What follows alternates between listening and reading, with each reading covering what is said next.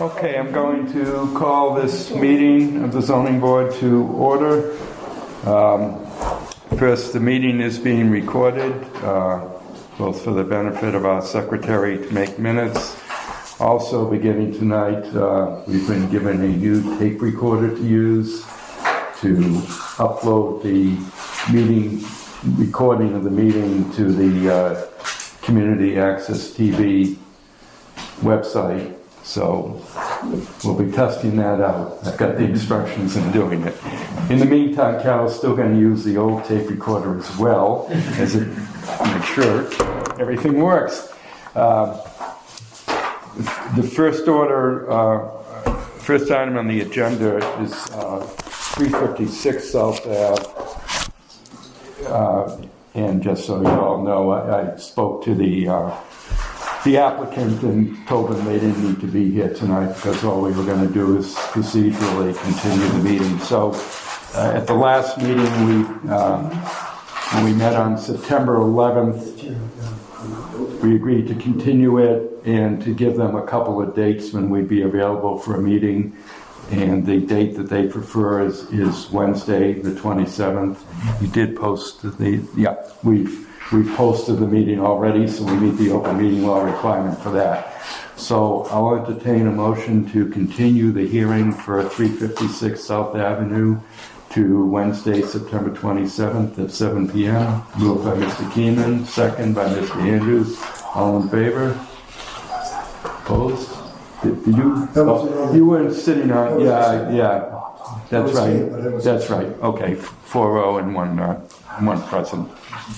All right, so we will move on to the hearing for 769 Bedford Street. 769 Bedford Street. This is case number 16. Location of property, 769 Bedford Street. Type of district, highway business. Type of structure, proposed reconstruction. Owner's name, V&V Whitman, LLC. Owner's address, 109 Raphael Drive, Waltham. When did you acquire this property? February 1st, 2023. His application been filed with town clerk, filed concurrently with the ZBA office. Has any previous appeal been made? None known. Section of bylaw of which relief is requested.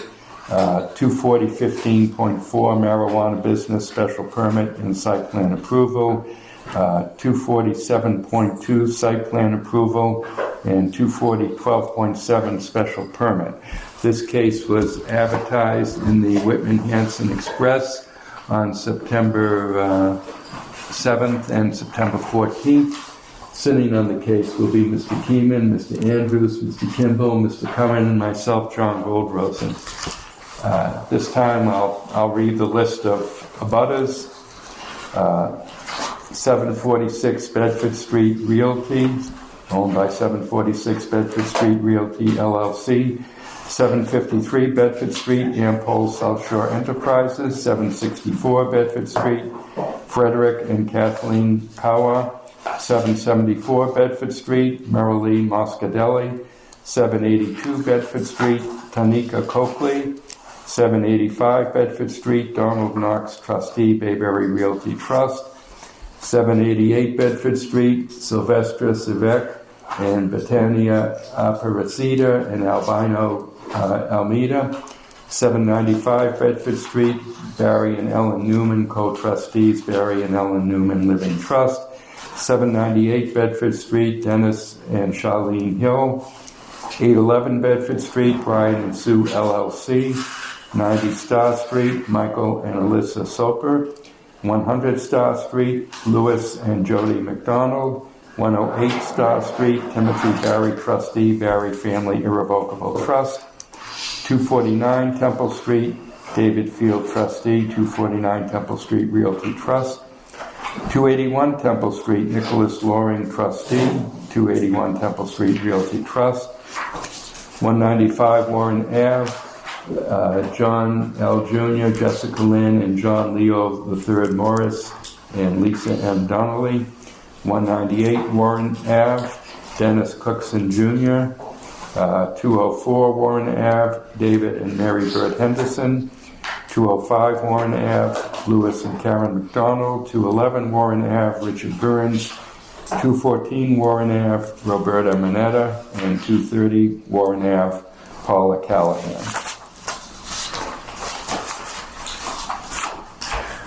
So I'll explain the procedure that we follow for a hearing for members of the public who are here. First, we let the applicant make their presentation. Then we have, I read into the record, letters from any town boards. Also, if there are town officials here to speak, I'll recognize them to speak on the matter. We'll then have questions and comments from members of the zoning board, and then we'll go out to the public for your questions and comments. So since this is an official hearing, almost like, like a trial of sorts, we ask everybody to raise their right hand and take an oath so they can speak on this matter. Do you solemnly swear the evidence you shall give in this matter shall be the truth, the whole truth, and nothing but the truth? Okay.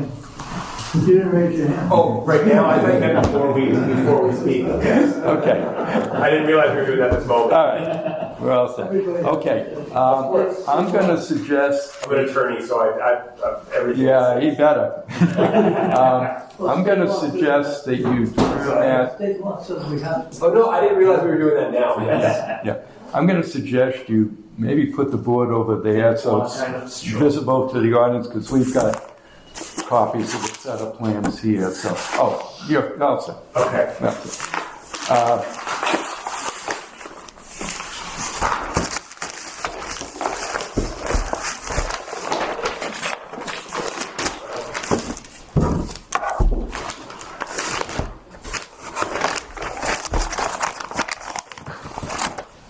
Okay, would you introduce yourselves and make your presentation? Yeah, I think that's good. That way? Yeah, I think that's good because You have it already? we have sets of plans here, so Okay. Here the page you can see. yeah. Great. Valerio Romano from VGR Law Firm. I'm here for the Stories Company Whitman, LLC. I'm joined by Eric Dias from Strong Point Engineering and Yash Patel, who's also from the Stories Company, Whitman, LLC. We are here proposing a marijuana retailer at 769 Bedford Street. We've already been awarded a host community agreement from the Whitman Select Board for the siting of the marijuana retailer at 769 Bedford Street. We come to you for a special permit and site plan approval for the same. I know this is a relatively new endeavor in Whitman, not necessarily so new for the state of Massachusetts. Currently, there are approximately 275 of these open. My experience with these in Massachusetts, I'm a co-author of the ballot initiative that ended adult use prohibition in Massachusetts. I have cited, probably something over 100 cannabis businesses of one sort or another in Massachusetts. I live in Cohasset, not too far from here. I'm on the Conservation Commission in Cohasset, so I'm probably every week I'm on in front of some municipal board or another in some town. All I do is cannabis work. I don't do any litigation or criminal defense or anything. I just try to cite a cannabis business and work with one municipality or another doing this. So I'm happy to answer questions through the chair, and I really appreciate the board's willingness to entertain this. Hopefully we have a favorable outcome at some hearing, maybe tonight, maybe sometime in the future. We're sort of coming into this blind. We think we've submitted a compliant application. We do have a couple waivers that we're requesting, and I'll turn it over to Eric eventually to discuss those. But we don't have any comments back, so we don't know what the board's appetite is or what the board's thinking yet as far as our application. So we're coming to this blind. So please interrupt me if I'm speaking too long with any questions or to cut me off.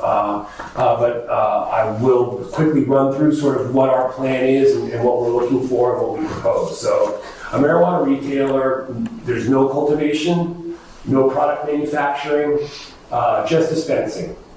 No on-site consumption allowed. People typically pre-order online. You'll come in. It's not medical. Just adult use consumers. Just retail, which is appropriate in the Highway Business District. People will come in. We have about 70 parking spaces available for the uses that we propose there. People will come in, whether they order online or not.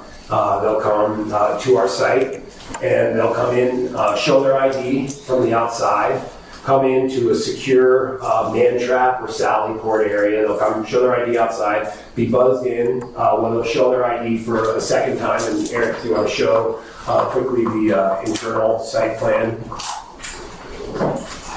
For the internal architecture plan. They'll come in. What page is this, Jesse? A10. Thanks. I'm sort of jumping ahead from what we had planned, but No. just gauging, reading the room, I figured this is probably an efficient way to do it. Yes, sir. Where's Bedford Street? On that. Through the chair. Yes. Just to orient, Bedford Street would be down here. Well, that's So this is facing Bedford Street.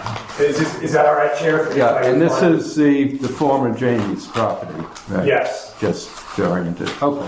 Is that all right, Chair, if I respond to the public like that? Well, I'd rather we hold off the questions till later, but that certainly is an important question to ask, so that's fine. Go ahead.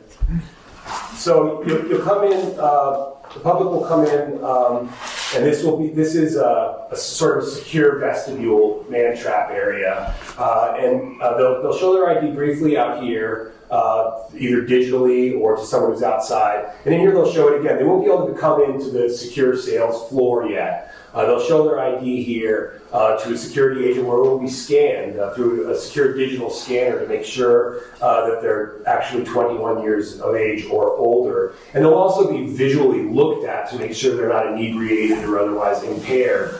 And their ID will be scanned through a secure card reader. And then, assuming that they're actually 21 and they're not inebriated, they'll be buzzed into the secure sales floor.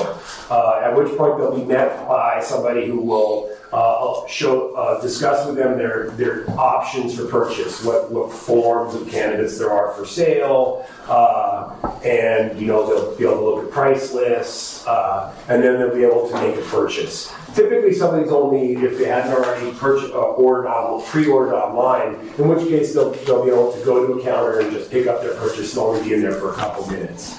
Otherwise, they might be in there for 5-10 minutes.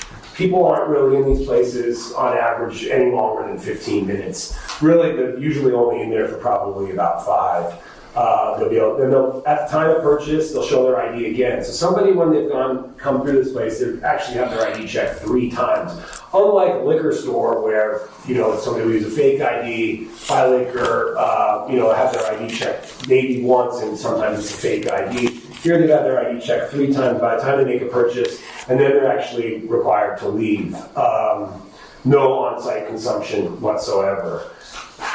So this is our sales floor. In the back of the house, there's actually a vault area, which is secure and order processing.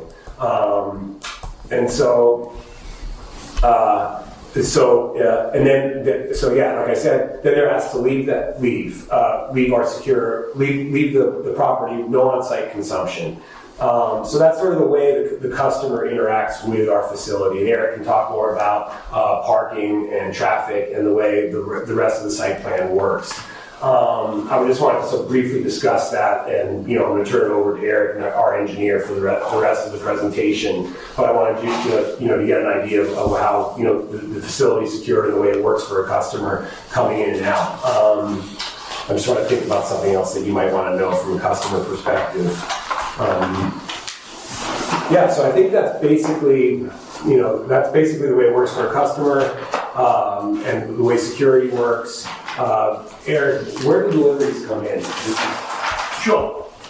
There is a rear door located here, where there is a delivery ramp on a little sidewalk that's back here, and I'll get into that in the site plan. But deliveries will come through this entrance, so it can be brought into the vault area right away. Can you, I think the board will probably want to know how marijuana is stored within the operation, and you mentioned the vault. I think it'd be, Yeah, so I think it's a good time for me to turn over to Eric. okay. Okay, sure. Sure. So I will primarily talk, for the record, Eric Dias, registered professional engineer, Strong Engineering Solutions. I'm the site guy, but just, in answer to your question, Mr. Chairman, so I will show all this, but there is a door in the rear here where marijuana will be brought in. There is a secure storage vault back here and a fulfillment vault that is separate from that where things come in, they're stored, they're broken up into saleable product amounts, things like that.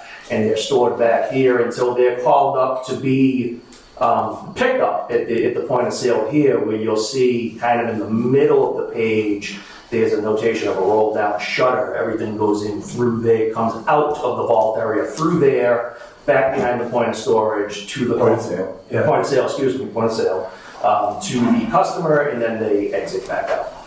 So they're required to leave as soon as basically they get their product. Okay, so site plan. As you said, I believe that the restaurant is called, or was called Jamie's, is that correct? Yeah. I know everyone here is very familiar with it. Question. There's only one entrance for in and out for customers. That's correct. And then the one in the back is for staff. It's for staff, that is correct. That is correct. So just to get into the site plan a little bit, so this is Jamie's. This is an existing, completely developed property. When we first conceptualized this, there was some discussion about rehabbing the existing building. And what we kind of determined in taking a look at this thing is that, for our purposes, it's a little further gone than we might necessarily want it to be. So that's where the owner ended up on the tear down and rebuild. Just right off the bat, a couple of things that I'll say. We do have a couple of waiver requests that we're getting, that we're after here. Those are things that are currently maybe non-compliant, that we're either improving on, that we are improving on. What page you want? C1 right now. C1.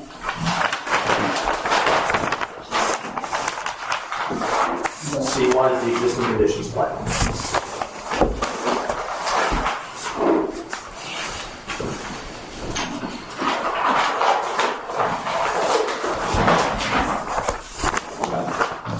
So by way of organization, like we talked about before, obviously this is Bedford Street. This is Warren Ave over here. We have an existing curb cut on Bedford Street. Bedford Street is a Mass State Highway layout, and it looks like it was recently improved in front of our site. So one of the things that we wanted to make sure we did here is we don't want to mess with that. DOT gets really mad when you come and mess up all the hard work they just did. And then over on Warren Ave, we have a pretty lengthy curb cut over here that we're planning on maintaining at this time. We have sewer services, water services, all the municipal services coming either off of Warren Ave or some, that, for instance, gas that is coming in off of Bedford. And I think gas and maybe electrical are the only things coming in off of Bedford currently. Jumping over to sheet, I believe it's C2, which is the layout plan. Nope, C3, excuse me. Let's skip C3 for the time being. This shows what we're proposing at this time. So the building, the existing building will be demolished. A new building of a little bit larger size will be constructed in its place. We're sliding that building a little bit further back, away from both Warren Ave and Bedford Street. One of the waivers that we're asking for, as this board knows, the Highway Business District has a 100-foot front yard setback. And I believe there are maybe 2 properties in the highway business that actually maintain that setback, and I think they're both grocery stores. The current building does not make that setback. We are improving upon it, but literally there's not a place on this site that we could make both of those setbacks, both from Bedford and Warren, and have any buildable area left. So that necessitates that. We are proposing to refinish, restripe the parking lot. There will be a few areas where we add a little bit of pavement just to square things up. If you look, and I know you can't see me, but in the northern corner of the parking lot, it does kind of some weird stuff in the existing condition. We're just going to add a little bit of a little bit of pavement there, we're gonna recurb that area. There's an existing fence between us and the abutter to the east. We're going to maintain that fence. We're gonna restripe everything. We are creating a secure dumpster pad for refuse of disposal refuse. We are proposing 17 parking stalls in front of the building. We have ADA compliant ramps and handicap spaces there. We have 4 of those. And we are meeting the requirement of the bylaw for the use for the remainder of the parking here. In the current condition, there is very little in the way of landscaping on this site. The whole thing's a sea of pavement. Everything on the site right now kind of drains to one catch basin on the neighboring property. We obviously don't want to disrupt those drainage patterns, but as a redevelopment project, as you know, we are encouraged to make some improvement. So if you look between us and the neighboring property to the north, we are proposing to remove some pavement and replace it with just a landscape island. A little bit more pervious area, a little bit more ability for rainwater to get back into the ground, for groundwater recharge. And we're also doing the same thing in the front along Bedford Street at the corner of Warren Ave. So we're going to dress this up a little bit. One of the other waivers that we're looking for is related to that. Your bylaw has a requirement that along a street frontage in a highway business district, you are required to have a 10-foot landscape strip there. It doesn't exist in the current condition. We don't want to disturb the existing curb cuts, so we're trying to work with what we have, but yet still improve the situation beyond what it is today. So I think we can come up with a very attractive landscape plan that's going to soften this a little bit. Obviously, the building is going to look a lot nicer than what's there now. So we're really going to revitalize this corner. With regard to the last waiver that I'll talk about is, as you know, between a residential use and a business use, the bylaw calls for a 20-foot landscape buffer. If we were to employ that here, we would lose this whole back bank of parking. We lose 29 parking stalls. So what we're proposing right now is that there is that stockade fence that I talked about maintaining. It's going to leave that stockade fence where it is. We're actually pulling the pavement a little bit away from that stockade fence by, say, 5 feet or so, just to give a little bit more of a buffer there and square things off a little bit. So we are improving again upon the existing condition and going from there. So the building itself, we are proposing a 2,500 square foot retail dispensary and then 2 additional retail spaces, one of which we have designated as a possible drive-through restaurant. And the reason I bring that up is so we can talk about the traffic patterns through here. So the idea is we don't want to disturb the curb cuts. We don't want to prohibit people from making right or left turns out of any one of these, but we don't really want to promote Warren Ave either as a primary means of ingress or egress from the site. So the idea is that we will come in on Bedford, we will loop around to the south around the building, we will come to a drive aisle on the south side of the proposed building, and then turn the corner heading north, and then that's where we can start and fall in line to our drive-through queue. We're showing just, for graphical purposes, about 8 or 9 cars in the queue. Now we do have the ability to wrap that around even further to the south side of the building if we need to, so we do have a very long queuing lane there. I know everybody's question will be, what is the ultimate use? I don't think that has been determined at this point, but we tried to build in a lot of flexibility for whatever that may be, because obviously we don't want to drive through queuing on the Warren Ave for any reason. So we feel that we can contain everything on site. Just to go through this a little bit more, the next sheet, C4, is a grading sheet. I won't spend a lot of time on that. The only real takeaway from this is we've got drainage.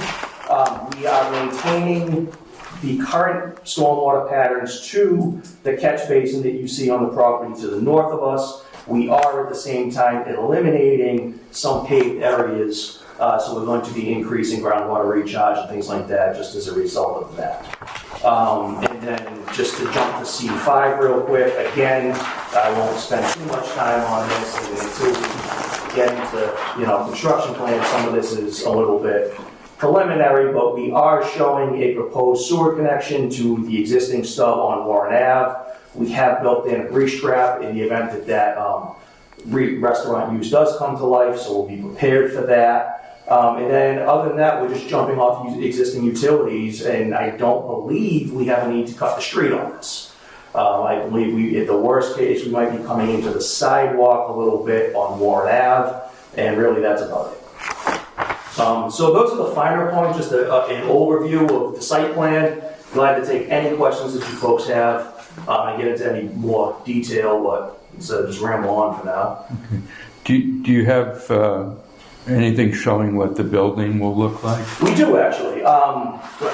So flip back to the end of your set. I believe, I'll tell you the drawing number right now.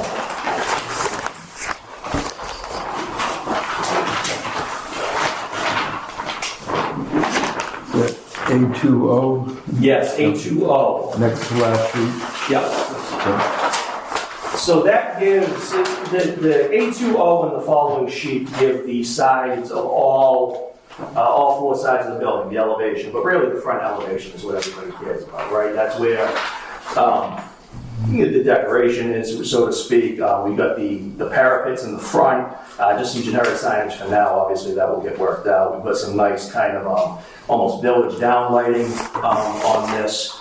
It's really an attractive building. Some stonework on the bottom, and so This would basically be a one-story building. 1 story, yeah. I think we've got a maximum height to the parapet of 14 feet here. Okay. 14. 14. 1-4. Yeah, but how many feet? 14 feet. Oh, 14. 14, yes. 17 to the parapet, I'm sorry. This should say 14 to the roof. The parapet is 3.5 feet above that. Oh, I thought you were saying 20. No. No. Not sure. Okay.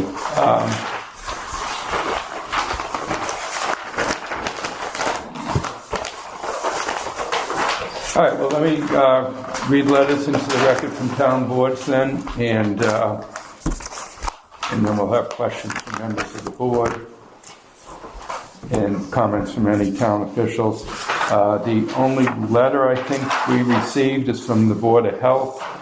The Whitman Board of Health has no objections to the petition of V&V Whitman LLC for a special permit from section 240-15.5 and site plan approval from sections 240-7.2 and 240-15.6 to operate a retail marijuana establishment for the property located at 769 Bedford Street. Records indicate this property is connected to municipal sewer and municipal water. Please be aware that should V&V Whitman LLC intend to operate a recreational marijuana retail store, they will need to obtain a retail food license from the Board of Health prior to opening. Sincerely, Tom Evans, clerk. I don't have anything from the planning board. Mr. Andrews, Mr. Kimball, do you? I talked to the secretary today, she said she sent out the paperwork. Can you give us verbally what the recommendation of the planning board was? I think the planning board recommended, planning board recommended approval. Approval, okay. Building inspector, really, comments and questions? I'm still going through it. I just had some questions on the parking, I guess. At this point, parking schedule you're showing proposed retail service parking summary. You're showing retail, restaurant, total required stalls, total proposed stalls. The retail is 3,900 square feet. That would be which units? Would that be inclusive of the 2 rental units, or is that the marijuana unit? So it would be the marijuana unit and then the 1,400 square foot retail in the middle, and then we've broken out the restaurant unit separately. How much is that? Excuse me. Yes, what's the square footage of the, So the total building proposed is 6,400. okay, We're proposing a 2,500 square foot retail dispensary, 1,400 square foot generic retail, we'll call it for the time being, and then a 2,500 square foot drive-through restaurant. So for the parking calculation, we've summed the retail dispensary and the retail use in the middle. That gives us 3,900 square feet, which requires 13 stalls. And then we kind of backed our way into the restaurant. It kind of was left over in the restaurant at 2,500 square feet. One stall per 50 square feet gives us 50 stalls. and so how many parking spaces are you required and how many are you providing? So we are required to have a total of 63 stalls. Okay. We have 62 on our site alone. And then there are 13 more stalls that if you look at the plan here, you can see they kind of a common stall. They kind of overlap with the other. We're not proposing to take those away from the abutter or anything like that. So regardless of those 13, you meet the requirement, is that? One short without those 13. But I believe, if I remember correctly too, there is a provision in your bylaw that gives you the option to do restaurant either by square footage or by seats. And because we don't know the full number of seats yet, Right. we took the more conservative approach of doing it by square footage. Okay. So when we do the final design of the restaurant, we could, if need be, back off the seat count to make that one extra parking space work. The food and beverage, one space for each 3 seats, one space for each 50 square feet of gross floor area, whichever is greater. By the way, if I may, Who are you, please? Yash Patel, I'm the applicant. Thank you. What we are proposing is a quick service restaurant slash, a coffee shop. So this is not a sit down restaurant. We are not proposing that. Well, but again, we're talking about what we're dealing with at this point, and at this point, we don't know who the tenants are gonna be. Yes, Correct. that's correct. So you may have to adjust when those tenants come in. Is that a correct statement? Based on what the tenant proposes? It is, yes. Yes, What yes. what may end up happening when we have a tenant proposal is, as you just read, we are either governed by the square footage or the number of seats. So it may end up being that we're governed by the number of seats to meet our parking count at that time, which, we're only on one, it's not gonna be a deal breaker. I just wanted to be clear that, like you said, a lot of times where these will be coming in, they're hypothetical rentals, we don't know until a rental comes in and they fill up their occupancy and anything that's necessary. Sure. And Mr. Patel, just to clarify, do you own the property? Or, I guess this goes for the whole operation. Is the marijuana establishment going to be renting from somebody else, or do you own the Yes. operation? Okay, that's it? Yeah, so VNB Whitman is the entity that is owning the land, owning this property. It's owned by my parents. We are going to rent our dispensary space from them Okay, as an applicant, yes. okay. So, but the V&V is the landowner or the retail? No, the landowner. That's Airbnb is the landowner, Stories is the applicant. Okay. And let me just say, I'm glad to have the owner here. Yeah. That's helpful because there are questions I'm sure that are going to come up because of the fact that the site might be used for multiple purposes. Okay, anything else, Bob? Just on the north side here through the drive-through, where the cars are skewed up, is there enough room for another car to go around and pass them? Yes, we kept this intentionally at 24 feet. So if you figure 12-foot dedicated 19 each, should be fine. I'm good for now, thank you. Okay. Other town departments or boards wish to speak? Yeah, identify yourself. Mr. Chairman, we have no objections to this as long as we meet all that full fire codes and regulations during the construction process. Okay. And we'll work with the building department through that. Okay. And have they been in touch, I'm sorry, just for the record, your name is, Chief Tim Clay. thank you, Chief. Have they already had discussions with My you nephew is about aware. security issues and so forth? We will have follow-up meetings on that. As far as I know, my deputy's been handling this. Excuse me, folks, please. We need to be able to hear everything, and everybody needs to be able to hear everything. My deputy's been working on this. He was unable to attend tonight. Right. The basic overview is we've been made aware of this. He's working on it. We'll move forward with it, following all fire code regulations. Okay. And just to fill that in, we did meet the deputy Cunningham. police chief and That was the deputy fire chief who just, yeah. fire chief as well, and went through our sort of security and the security. like all the things. Okay. All right then, let me go to questions to members of the board. Mr. Keeman? Are you doing anything with the runoff water from the roof? Currently, we're proposing just to daylight that along its natural flow path. We did not propose anything beyond that. That's all I have to do. Okay. Mr. Andrews? Yeah, I have a bunch of questions I was reading through the literature, and it said the proceeds are going to be carried by 2 employees to the bank or wherever they're taking it to. And those that are going to be employees of the company, or are they going to be employees of the Environmental Protection Department? So things are rapidly changing.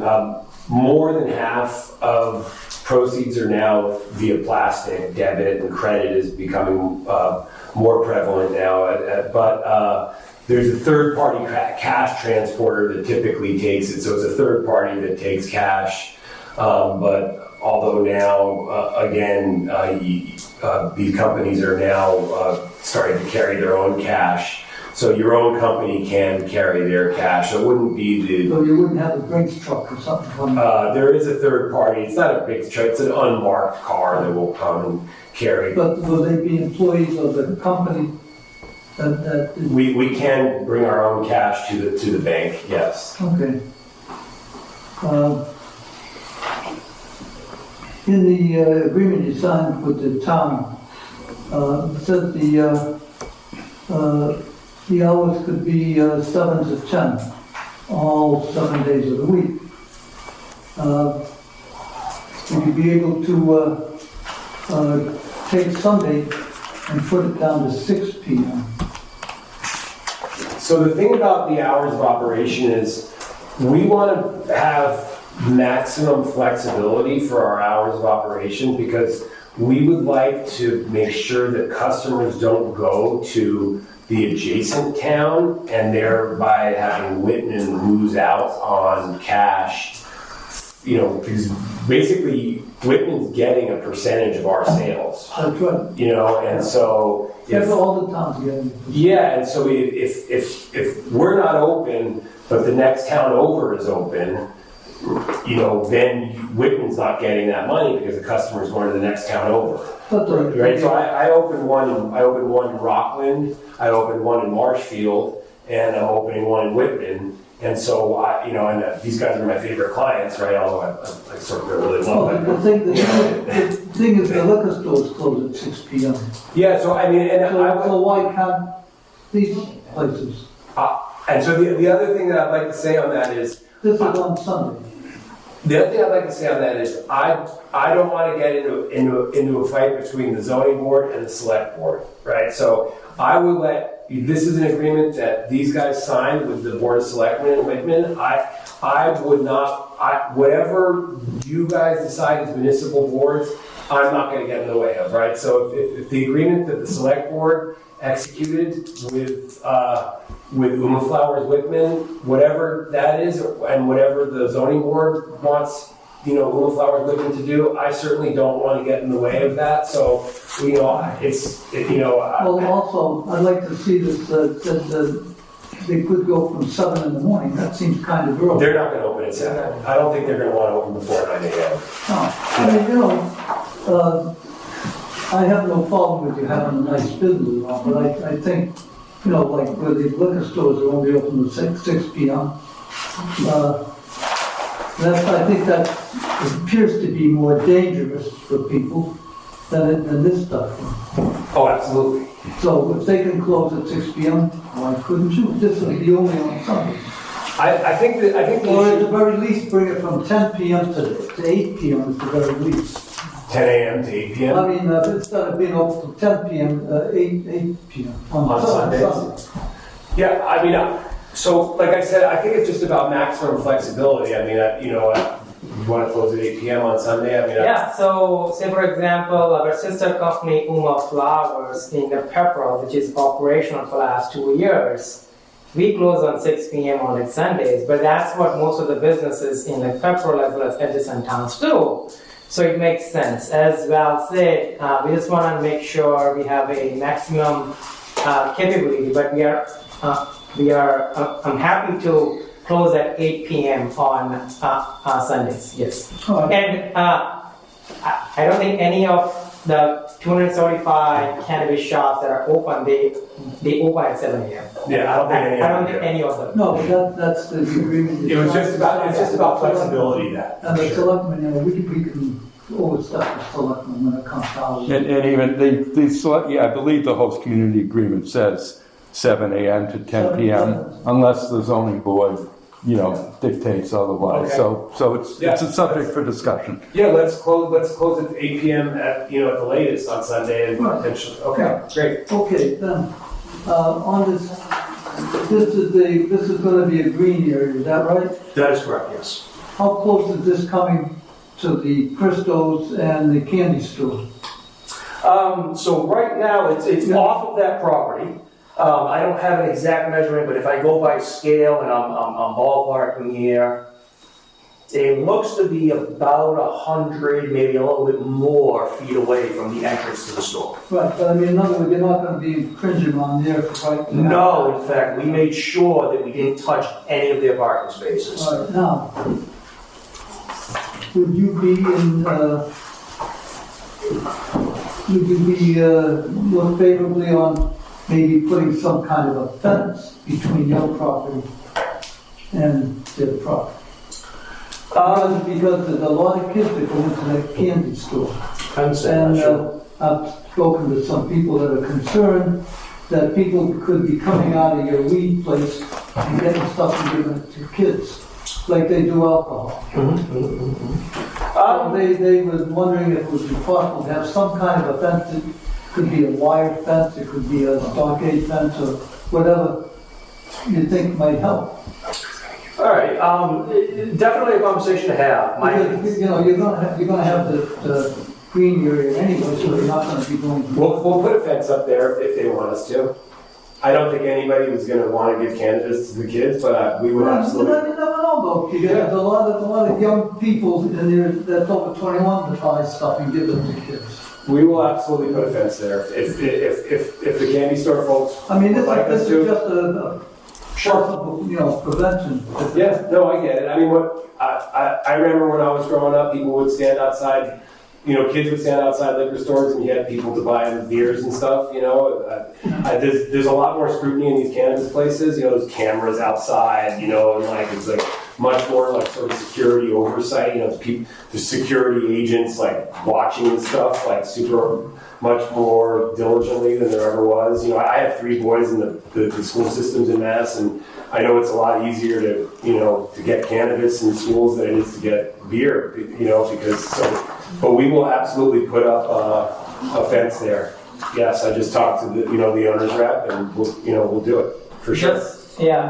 Just to allay that concern as well, when we were thinking of where to put a dispensary in, we intentionally not put that where it's avoiding the adjacent property. So that's why there are 2 more tenants going to be between our use and the avoiding On the candy store use. We put it on property. the other side just to keep it away, but we'll put a fence on that side.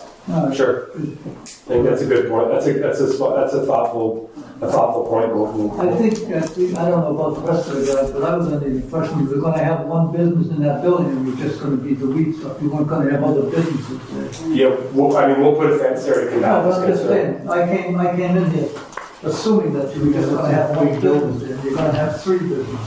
Yeah, this is more of a buffer then. This actually helped. I mean, the other businesses help to combat that concern. Mr. Chairman, Yes. just a comment on that, and I'll defer to the fire chief on this also.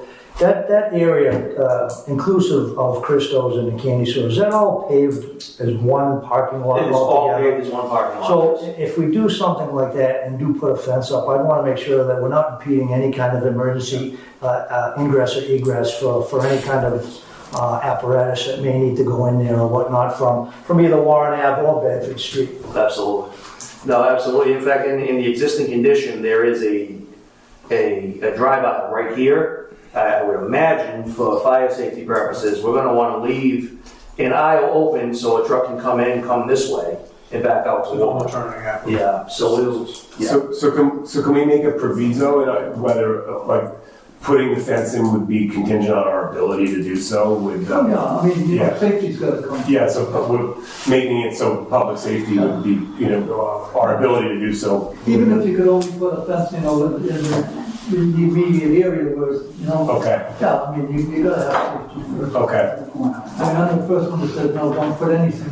So we'll make best efforts to do so with with our ability to do so in public And if safety. you could cut the Sunday hours down to 8 o'clock. Well, that will do. Yeah, it's done. That's committed, 100%. And then when you find out nobody's gonna go at 8 o'clock, then you can cut it. If it's not worth paying people to be there till 8, we'll kind of Oh, go through. one other question I had, on your entrance, there's just one set of, people that's gonna check them on the way in, or two sets of people? So they come, I'm going to go back to A1.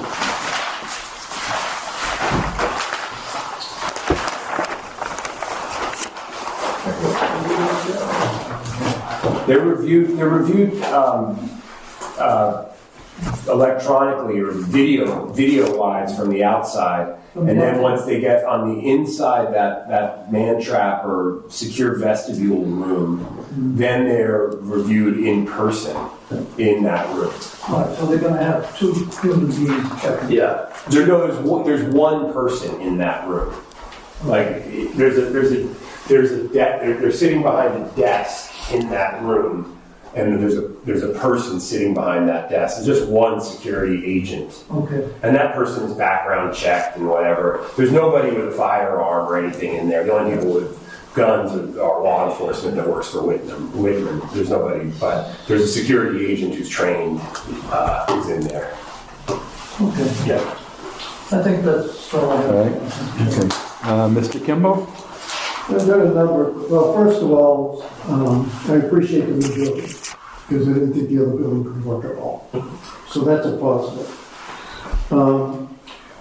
As for, you've got a vestibule, and you've got two doors, one in and one out. In other cannabis places that we've been looking at, they've had two separate entrances outside. So potentially somebody's coming out, somebody could try to sneak in. That's an observation. Okay? Secondly, you have a public restroom. It says ADA restroom off the display floor. Do we want a restroom that somebody could potentially get something and then go in the restroom and take part, participate in the product?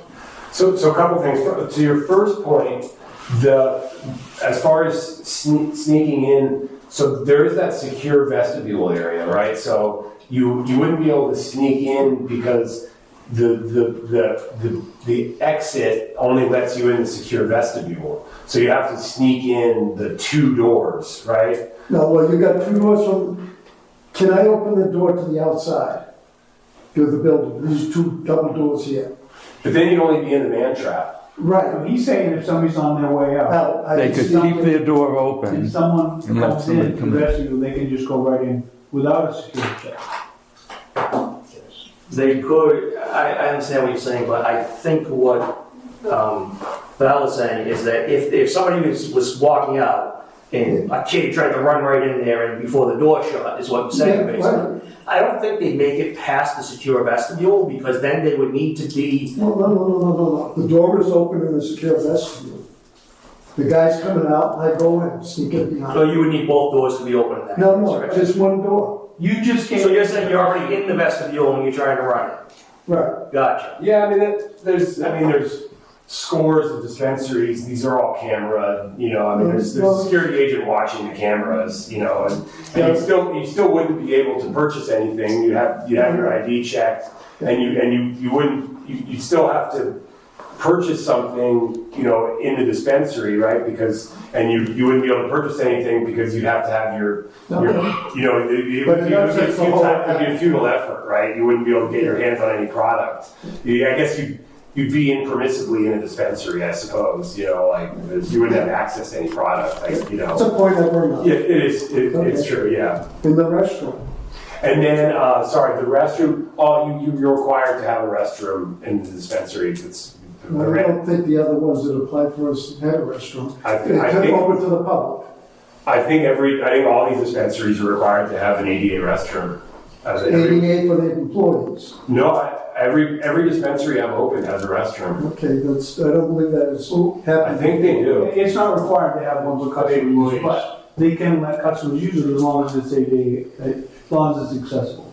Yeah, but my concern is, Every dispensary I've opened, scores of them all of them have customer restrooms. Yeah, I think that's a good idea, it's for public use as well.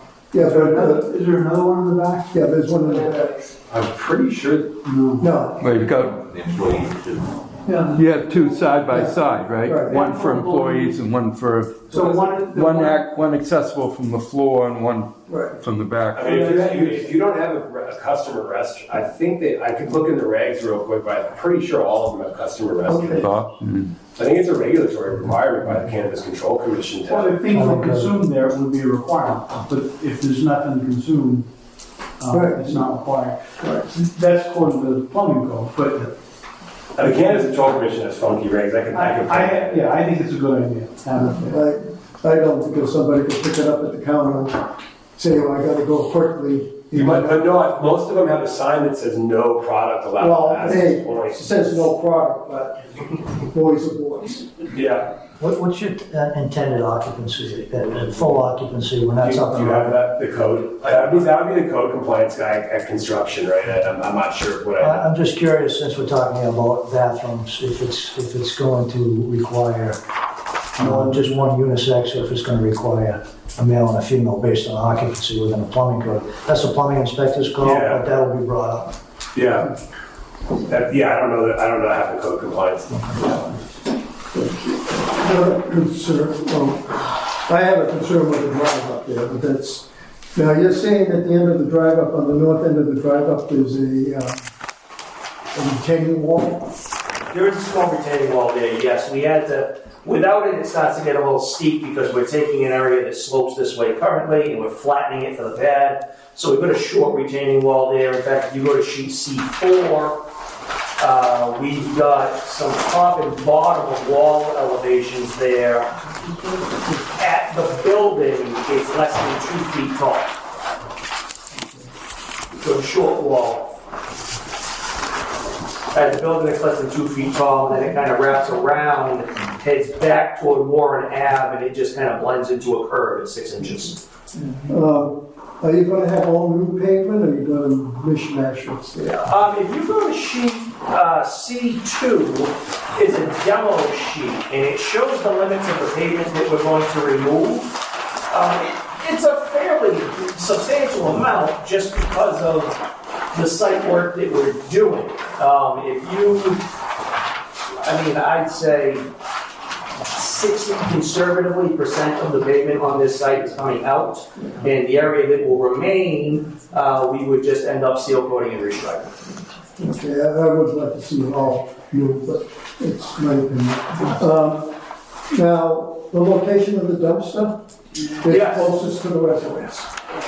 Well, let me tell you why. We chose it there, and then we can talk about alternatives, sure. So, The reason we put the dumpster there is 2 reasons. One, they're required to be a secure dumpster if they're gonna house any refuse of any kind that comes out of the marijuana facility. But the other reason is ease of access, right? If you come in either off of Warren Ave or you come in on Bedford Street and you're coming, I'm gonna say eastward on the south side of the building, you can drive straight up to that dumpster, pick up the trash, drop it back off, and then loop right around the site and come back out. Yeah, and wake up the residents at 4 o'clock in the morning. Well, the alternative location that we found, and I'm open to suggestion, is we could take it and stick it way back here on the north side. That's where it all belongs. The issue with that now is that the truck comes in, they weave their way through, they nose in, and then they're gonna back all the way up. Oh, wow. So they can come back up and you're gonna hear the beeping alarm. Oh, well. Excuse me, please, you'll have your chance to comment, so please wait. Well, through the chair, since we're taking comments and suggestions from the board, it sounds like there's an abutter in the audience too, and it could be that eventually we might want to, as much as I maybe We'll do or don't be want out to them soon, but I'm not surprised the location of the dumpster is an issue. Well, that's what we may want to invite comments. So we'll have more discussion on that. Yeah. So we thought it was a convenient spot. We're open to suggestion. We can certainly talk about it. Okay. In my, and when we get plans like this, we should have the abutting properties shown, the distances. Second. Already in the C. What is it? Well, the second sheet, C0 is the locus sheet that's required under the bylaw.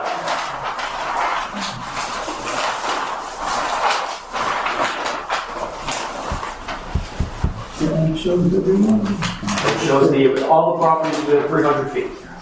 Yeah, but you don't give me distances to the properties. You use a scale. No. I won't comment on that. But, okay, it does show the properties. Okay. My last comment is, I don't think we should go out onto Warren Ave at all. That's a residential area. We get problems now with the car wash, people pulling in and out. You've got, it's a business district, you've got an in and out off Route 18. You should put some type of buffer. I'm not saying you need a 20-foot buffer, but you should have some buffer so I don't go around to Warren Ave. Maybe we put in a chain link fence, a chain, so emergency vehicles can get in and out like they do in a lot of places. But that is a residential area. We have more than enough problems with traffic right now. No more comments. all right, Mr. Curran? I don't disagree with the Warren Ave argument. I hate to see that you have to come in right on Bedford Street, right there where Warren Ave is there. That's going to be a tough turn. And it's not always easy to get out on Bedford Street from there. But I also think that the opening at Warren Ave is far too big. And the Callahan's are taking a beating with the car wash. So first question is how many other stores do you have? So this is going to be Stories Company's first Whitman first site.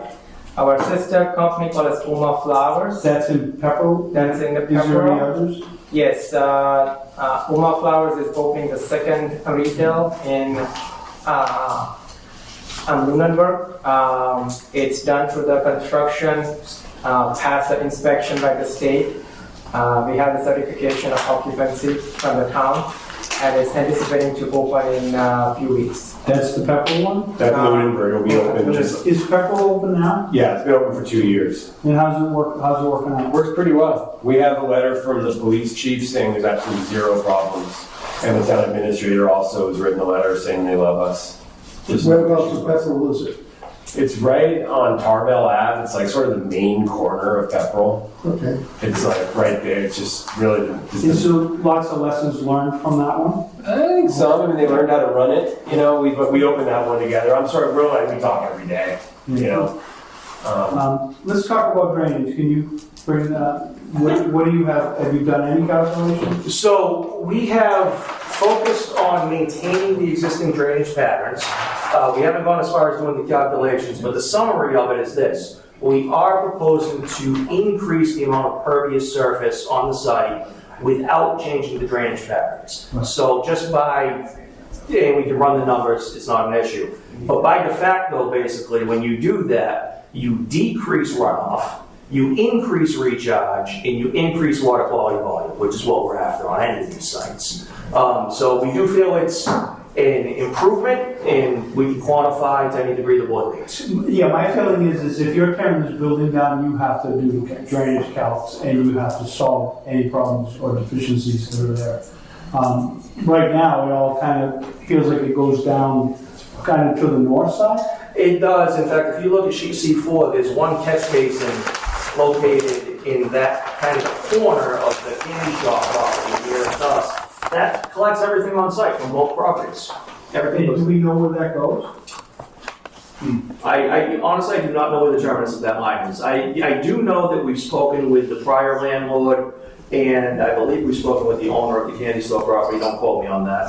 I have no reports of flooding on the site, but certainly something to look at. There used to be a lot of flooding over there, but I would say, have you looked at stormwater management at all and any requirements? So the stormwater, this site qualifies as a redevelopment site Yeah. because we're not increasing any impervious surfaces. So the requirement is that the short version is there is no requirement. They encourage you to improve it however you can through LID techniques or drainage improvements, things like that. One of the LID techniques is increasing the amount of pervious surface on the pavement to, again, decrease runoff, increase recharge, increase water quality. So that's what we focused on. Where you have the fence in the back, that's on the east side? East side, yes. And you said you're going to maintain that fence. Yeah, That's probably part of that property. And what does that show? Concrete curb? Is that what that is? yes, so right now, there is an existing Cape Cod berm back. Cape Cod Road. That's Cape Cod berm. We're actually going to reshape it and pull it away from the fence a little bit. And it's not much, maybe 5 feet. But that stockade fence, that existing stockade fence is actually on our property. We're not proposing to disturb that in any way. And so the travel lane for the parking in the back, Yes. is that 24 feet wide there? Yes, it is. Yes, it is. Is there any way that you can put some kind of planting back there and give some visual relief? This side is wide open. Right now, I think if I go to Christo's or to get pizza to go or whatever, I drive right through the back of James. Mm-hmm. And I'm worried about that staying that way. And I think that the fence idea is a really good idea to interrupt that. There shouldn't be vast amount of paving that looks like that. So I think that you're going to have to work with the fire department. But that fence needs to happen. And I'm hoping that maybe you do a nice 6-foot cedar fence. But the other concern is I know that there was some damage to the fence on the east side and the back that was a problem that was down for a couple of months. And I did talk to the prior owners and they did fix the fence. But they need something more than, I just feel like maybe there should be some plantings there. I don't know if there's a way to adjust this to keep the same number of spots and give maybe a 5-foot. Or we could discuss, a variance to reduce the amount of parking required so that they can make it look a little nicer. Yeah. And so for your dream for this building, we would have a restaurant, maybe a coffee shop, or? Yeah, I mean, we are open. I mean, the problem what we are facing right now, and we had a similar problem in another municipality. We don't even have a structure up and built up. So it's hard to talk with any sort of potential future tenants. You need to have something on the ground. Yeah, right. Yeah, so I don't think you're gonna need all this parking, that's my opinion. I've always thought that they have way too much parking. So I would like to see some kind of plantings back there, even if it's 5 feet, and maybe you can do some slow growing, I don't know, green giants or something, they grow fast. Something that would give a visual relief, and then this fence with the planting area in front of it would be wonderful. Sure. The other thing is I would like to see calculations for drainage. And what about lighting for the parking lot? So right now, we are, if you go, I think I'm even on the right sheet, C3. And I know you can't see me, but there are currently, I believe there are 4 street lights on utility poles that light this whole site in the existing condition.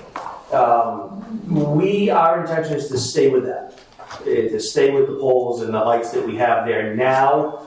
We've been by there at nighttime, it seems to be lit up. Are they just regular pole lights? Yeah, there's regular pole lights. I think that I'd like to hear from some of the neighbors before I ask that you put more lighting, but I'm thinking maybe just a couple that just shine down in the back.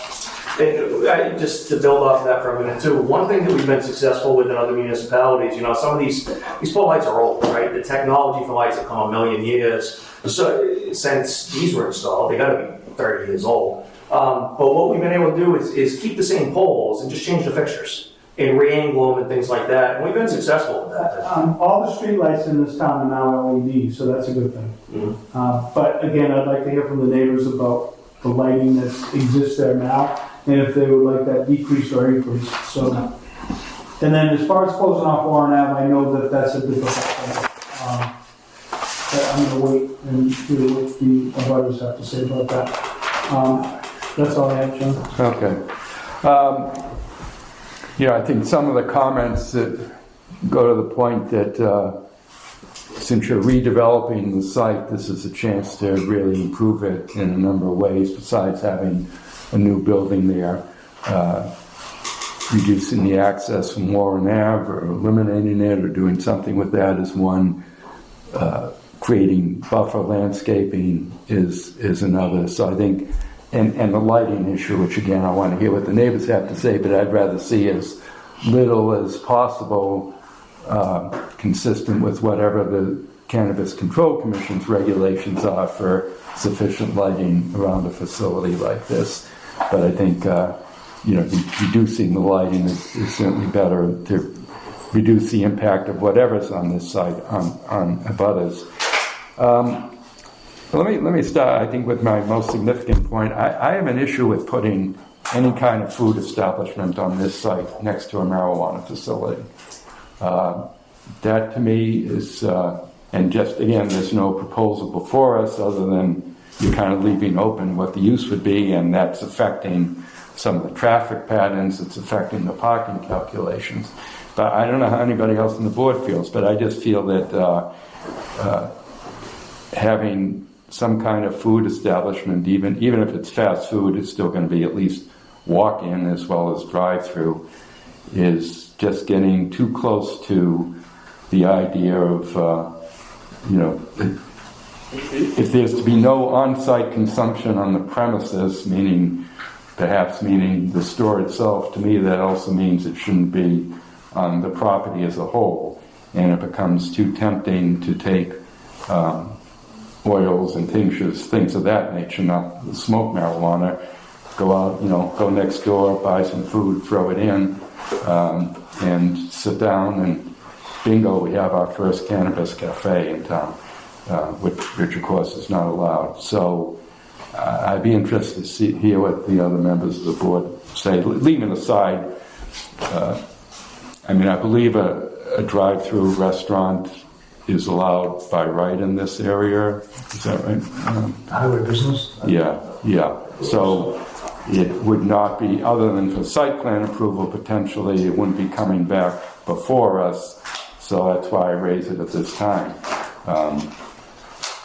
So I throw that out, and that affects, and if it was not a restaurant, if it was simply some other form of retail store that reduces your parking needs, that again increases the flexibility to have landscaping along the east side, the Warren Ave side, without being worried about not having enough parking spaces. Even creates the potential, if you reduce the number of parking spaces required, you might even have some kind of island or something. Just a more attractive parking area there in the rear would be possible if it's not for a restaurant. So I throw that out there. I'm just going to kind of run through a bunch of things and we can go through. The waiver from the front setback, and I agree that that would certainly be consistent with how we treated other businesses. Does that require just a finding, Mr. Piccirilli, where they be improving a currently non-conforming situation? That's the way I would look at it, Mr. Okay. Chairman. They have a building there that's pre-existing non-conforming at this point, and Right. improving on that situation. So that would be just a finding and not a variance from the board for that. Okay. Let's just make sure we put that on the list. And that's just to explain to people, if they were putting a brand new building there and wanted to be closer than 100 feet to the street, we'd have to give a variance. But since there's an existing building, they're actually going to push it back. We would make it what's called a finding that the new building is not more detrimental than the old building. That's how we treat those. The dumpster, I think, again, I'll want to hear what other people about us have to say. I certainly think it might be better located. Where did Jamie's have its dumpster? In the back corner. In the back corner? Can you turn that line, I think I have it on my, You know, Mr. Conlon? right there, right on the elbow. Right. Down Yeah. to the right, Right. no, this way, right there. That'd be as far away as Right there. possible from Yeah, so you're residences. gonna have planting, and you're gonna have a fence there. You could actually, I don't know if you could turn the fence and make that part of that dumpster enclosure, but that would be screened from both sides. So the way you're seeing it is it's facing this way, screened around. Right, just right there, whichever way it works easier for you, but you could have the doors, yeah, the doors could open towards one out. And then you wouldn't have a problem with trucks. You keep it out of near the roadway. But again, you're gonna probably go back with on more of that. Yeah, let's take a hard look at that. Yeah, because, and again, if we don't require you to have quite as many parking spaces, you can give up a couple of parking spaces at that corner so the truck, have the dumpster, like, facing the Warren Ave so the truck can come in, empty it, and then turn and go down the aisle on the side of the building, out to Bedford Street. So. And we can certainly put conditions on the hours of pickup. We've done that with other operations. So wherever it is, that it's not 4 a.m. in the morning that's being picked up. So I think some more discussion on that. In terms of landscaping, how do the Cannabis Control Commission's regulations limit what you can do in landscaping? I know that there are some regulations that deal with, they don't want the building obscured where people might be, You don't hiding. want like shrubs and plantings that people can hide behind, within, there's no exact measurement, but, around the building. Okay, just really around the building. So like, in terms of what you've proposed for landscaping, and if there were landscaping across the rear, that wouldn't be an issue because that's not adjacent to the building. Yeah. Okay.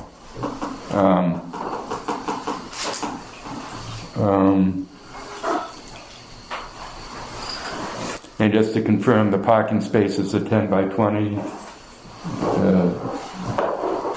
Yes, they are. Okay, and the aisles are 24 feet? They are. Okay, Yeah. okay. I drew it, I should remember. I will kind of echo the comments about the vestibule. Again, you guys have done a lot of these marijuana facilities. We know the others that have come before us for permits, and they had arrangements with their front door where they were separate in and out. I mean, together, but just arranged so that once you went in, you could only go in, and once you came out, you could only go out. You have it so that the in and out interior doors are right next to each other, and there's only one exterior door. So I would just suggest taking another. It certainly looks like you've got the room to arrange it any way you want. Just a further comment on Yeah. that. I just want to make sure, because I know we discussed it on the other sites that came before this board. I just want to make sure, because we hear the word man trap. We're not locking people into this room. No, you can always turn around and go out. Okay, Right. so all You doors, just can't go back. correct, You all can't go in. doors exit, they go in the Yeah. direction they're supposed to, and they don't lock. You can always Unless we're go out. locking them at night, correct? Yes. Yeah. You can always go out. You just can't go in. Yeah. And then just a couple more Yes. suggestions. So I just want to be clear with the board and the fire chief, if we're talking fence for further discussion, that there's not a gray area of where this fence is going to be, so that me and the fire chief have issues, you know, that we can't enforce something that the board is putting on for a stipulation for a fence. Construction hours. We don't need to get complaints from abutters because we're starting work early or ending late. What are your intended construction hours, or do you have it?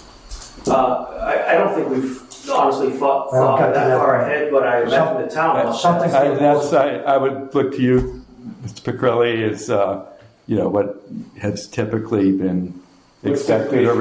I know in some cases 7 we've a.m. to imposed. 7 p.m. That's typical, yeah. Yeah. Just wanted to make sure. So, yeah, so those are the construction hours. Typically, that's what this Yeah. board requires. Okay.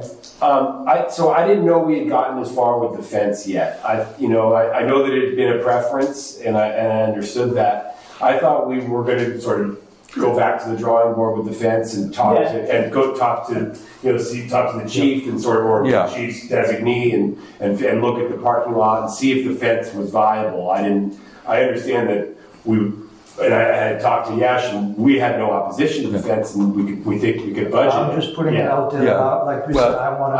I didn't know it was Yeah. a firm condition, of the permit, Well, we would put the fence.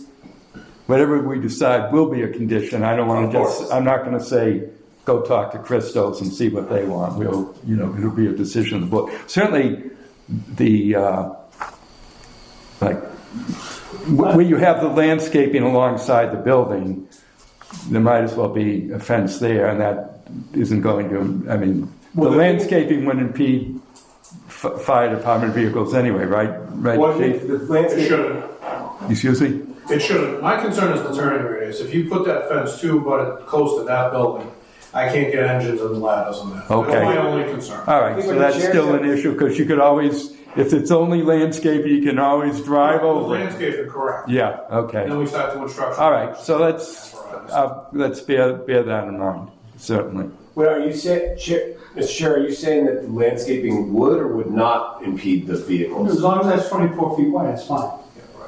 But in terms of the fire chief being, if he had to turn his engine around and drive on the landscaping, So you don't want us As to a- get one of those things and measure whether the apparatus can go around and. We would want They can do a wheelbase. They can do a Yeah, you can do a wheelbase for his biggest piece of equipment and put it on. I can reach out to you tomorrow and get you a specs. okay, so that, yeah. But, and the fence along the east side of the property adjacent to the other houses on Warren and I guess Star, that wouldn't be an issue, because you already have a berm, and you already have a fence there, so that, yeah. And if there's additional landscaping there, that's not an issue. In terms of the hours, so just, for the record, this came up with the site that we've already approved at 305 Bedford Street, and we decided in that case to leave it at the 7 a.m. to 10 p.m. that the selectmen had allowed, figuring there was, only commercial properties around there really, and looking at it, we didn't expect them to be open those hours anyway. It just wouldn't make any business sense to do so. But in this case, this is more of a budding a residential area, and I think at least We've already committed to. yeah, but again, we'll put that in as a condition of the decision. So, We've already made the commitment. but I think that's. I guess I sort of want to explain why I see a difference between this site and the other one that justifies having an 8 o'clock Sunday limitation. Again, I wouldn't put a limit on the early morning, but I don't think you're going to be there at 7 in the morning anyway. We're not. And the bathroom, I share some of the concerns. I think I might want it to be that a bathroom open to the public only if required by state law or cannabis control regulations. No, I was incorrect, and if the feeling of the board is that we should not have a public restroom, although I think it's a better public experience, I was wrong, and I apologize for that. It is not a regulatory requirement by Okay. the commission to have a public restroom, and if the consensus of the board is that we shouldn't, we will not. Yeah, I think that's better, and as you said, nobody's in there for Well, I would very, like very long conversation anyways. with Something, if we have a customer that really needs to use the restroom, we will walk them back to our Sure. That's a good idea. Yeah, you'll take care of it. Yep, and so Okay. why don't we do that? That's a Okay, good idea. okay. So we will not have a public restroom. Don't say no to them, but Yep, they have. we'll escort them. As I mentioned, I see this as an opportunity to address the Warren Ave opening, and again, another reason. Well, the drive. If you did have a drive-through lane, can you clarify? Would people be able to come in off of Warren Ave and join that queue? It seems like they would. The way it stands now, yes, they will. Yeah, so I'd rather see that to me is another reason to sort of close or do something with Warren Ave, again, subject to safety issues, so that all the traffic would be in and out on Bedford Street. That's a tough thing to commit to. It really just devalues the property significantly. I don't know. Well, even if, if it's narrowed in some way from what it is, I think that's, the building's going to be facing Bedford Street. If it's at least not inviting it, and certainly for the drive-through lane, people are going to come in off of Warren Ave rather than sneaking through from Bedford Street. Even if it seems to be laid out that they come in from Bedford Street, they're much more likely to come in off of Warren. So that really would start to increase the amount of traffic. For stormwater management, I would just suggest, as long as you're tearing down the building, you're putting up a new building, at a minimum, some sort of drainage from the roof with underground chambers to capture the roof drainage should be a minimum. That'd be a pretty minimum thing to do. All right, I think that's all the questions and comments that I had. Let's go out to members of the public. So when I call on you, if you give us your name and address and direct your comments to me, and I'll put the questions back to the applicant. Yes, sir. My name is Donald Knox. I'm the owner of the property adjacent. I'm also a retired registered landscape architect. So Mr. Knox, is that where the Christos is? Yes, that's okay, correct. thank you. So I want to just go back a little in history. When the Condons owned the property and my father owned the property, they didn't get along too good. But anyway, when Tommy came along and I came along, younger generations, we decided that we really had to work the properties out so that they work well. And the biggest problem was drainage. And so we got together with the town and we had a drainage line put in. The drainage line runs from that corner where they mentioned, and it runs down through behind Dunkin' Donuts to the vet and so forth, or the opposite way around. So that should definitely be considered. And when we went through our zoning of our property, we had to conduct all of our drainage from the roof line and so forth. We're all brought into that drainage line. So that's an important thing. There's a lot of water on that site. There always has been. No one could ever have their basement, use their basement. We don't use our basement. And I told him, I said, don't use your basement. I said, it's just really, really bad, okay? So that's definitely something that should be considered. I got quite a few little things here. I talked to Christos. She's been a tenant for over 10 years, and she's really concerned about a restaurant opening up on the corner. There's nomenclature, we talked about nomenclature, but if she's gonna sort of go along with this, it's gonna have to be definitely defined because she's working too hard to keep that business going as it is, and having another restaurant competing with her right next door is gonna be tough. We talked about the pad where the dumpster's gonna be. Presently, it's in the back corner. And that fence in the back corner is pretty well busted up and broken up. It's gonna need some work to fix it up. And this strip in here, I don't know what the plans are and so forth, but I would suggest very strongly that there be a curb around that strip because otherwise it's going to be eaten up by the vehicles and so forth. It definitely should be raised. And there might be some consideration to using evergreens in that along with some trees. Anyway, that can be, I know that can all be discussed later. A major problem on this site is that traffic cuts through, they come off of 785 Bedford Street, they come through our cut through, and they, well, I get straight, excuse me, they come and they go right like that. I do it all the time. Can you show us this apartment? Yeah, It's very- or give it to us in words so we have it on the tape Here, too. hold it for you. It's very dangerous, they go just like that. From Bedford, like behind the proposed building to Warren Ave and vice versa. And they'll go 30 miles an hour, and I mean, they really fly. It's really dangerous. And it's a concern to our customers, and it's a concern to kids getting even hit. So when I talked to Yash about it, we talked about the possibility of maybe even extending that island down further, no, the other way. East. Turn it around so we can Maybe set it down a little bit further so that they wouldn't be able to get through. So that, putting the dumpster there would help that. Yeah. That's right. Well, I'm talking about putting a fence there. The fence and then the dumpster part of the end of the fence. But that would block that off even So more, they wouldn't be able to go through there then. Well, which is a good. Put a fence up between them and the Christos. That's what I was talking about at the beginning. I think I got lost, I'm sorry.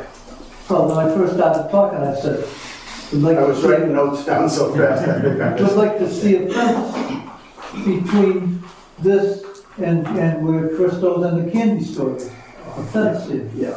So if there's a fence there, there's no way in heck they're gonna be able to cut. Yeah, well, that's...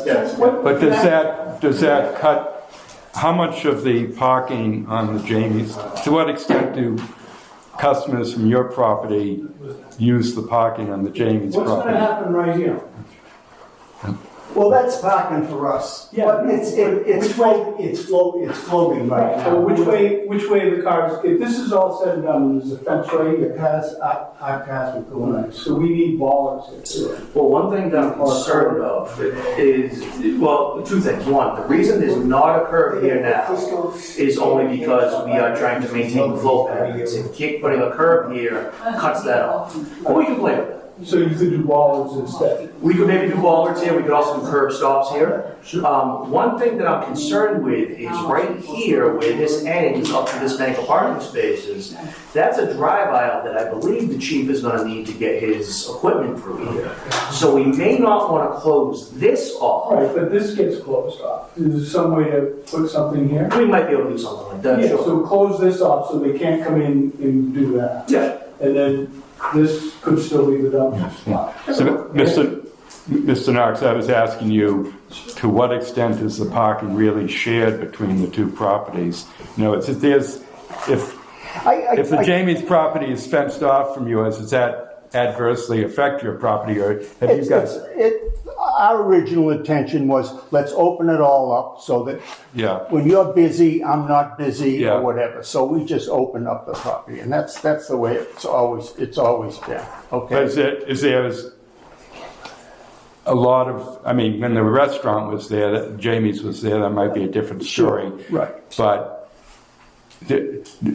is the amount of business that your property is getting, do you need access to Well, that parking. really on this isn't property. that isn't really our property anyway, Right. okay? But I'm So- saying in practice, has there been shared parking or is it really not?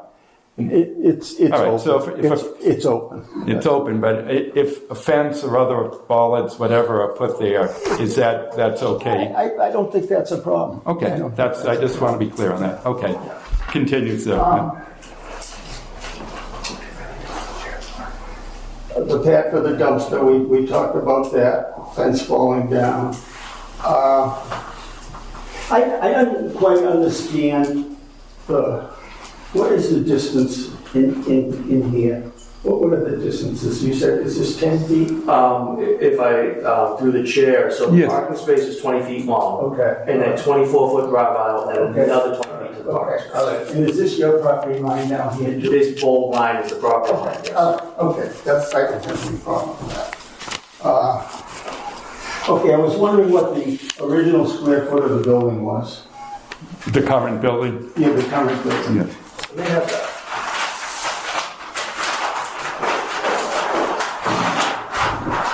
No, I do not have that, but I can get that, certainly. Yeah, I think it'd be useful even in terms of when we're talking about the finding that it's not I'll significant. add that.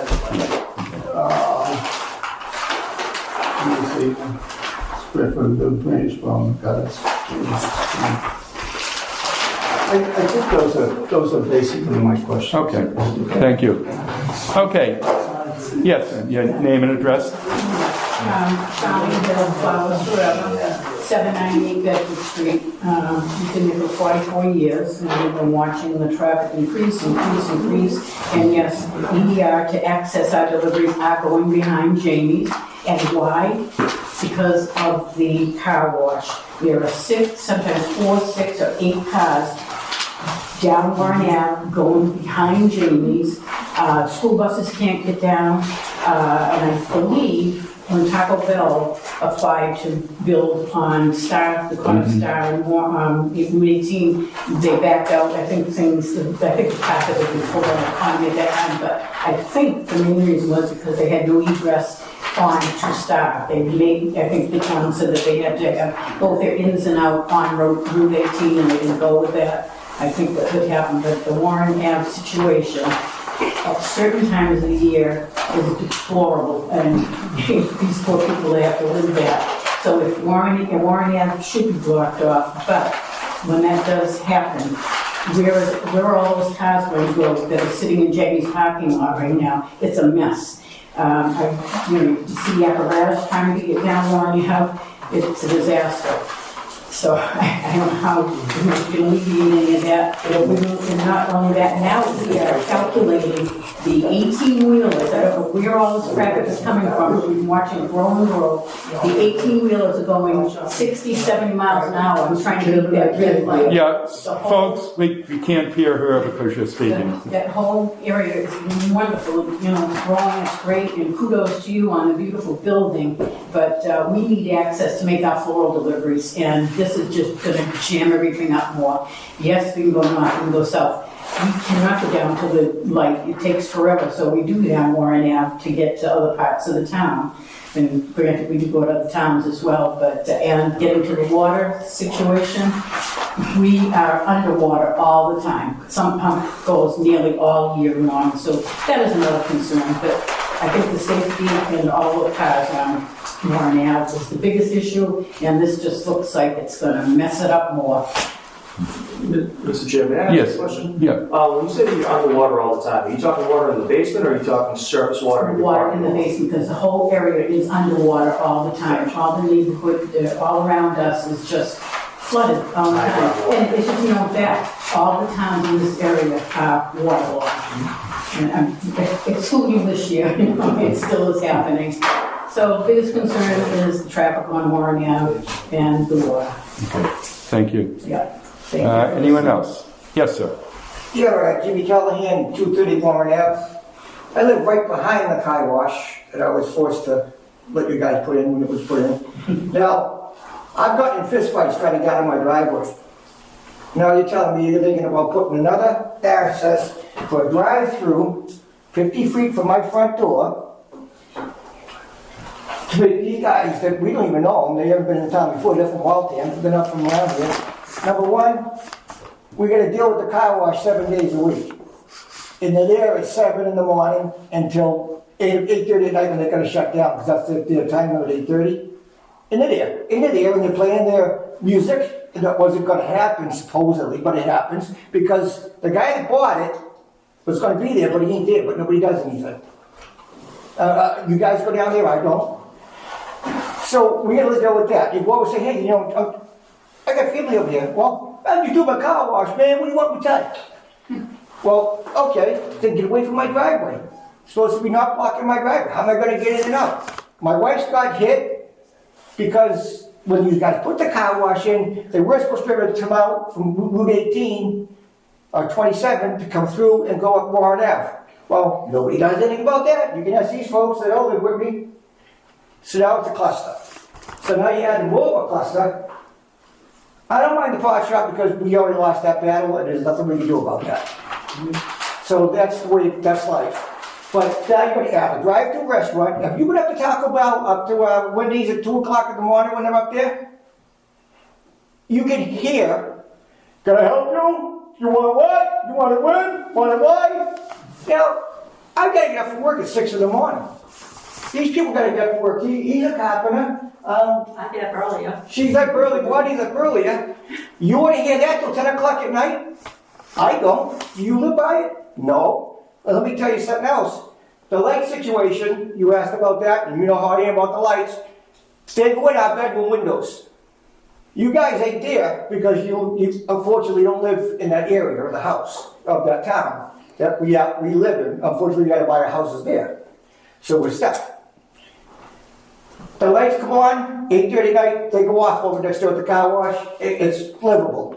At one point, you can ask Mr. Curran, they put up one of them lights, and he wants to put out the new improved lights.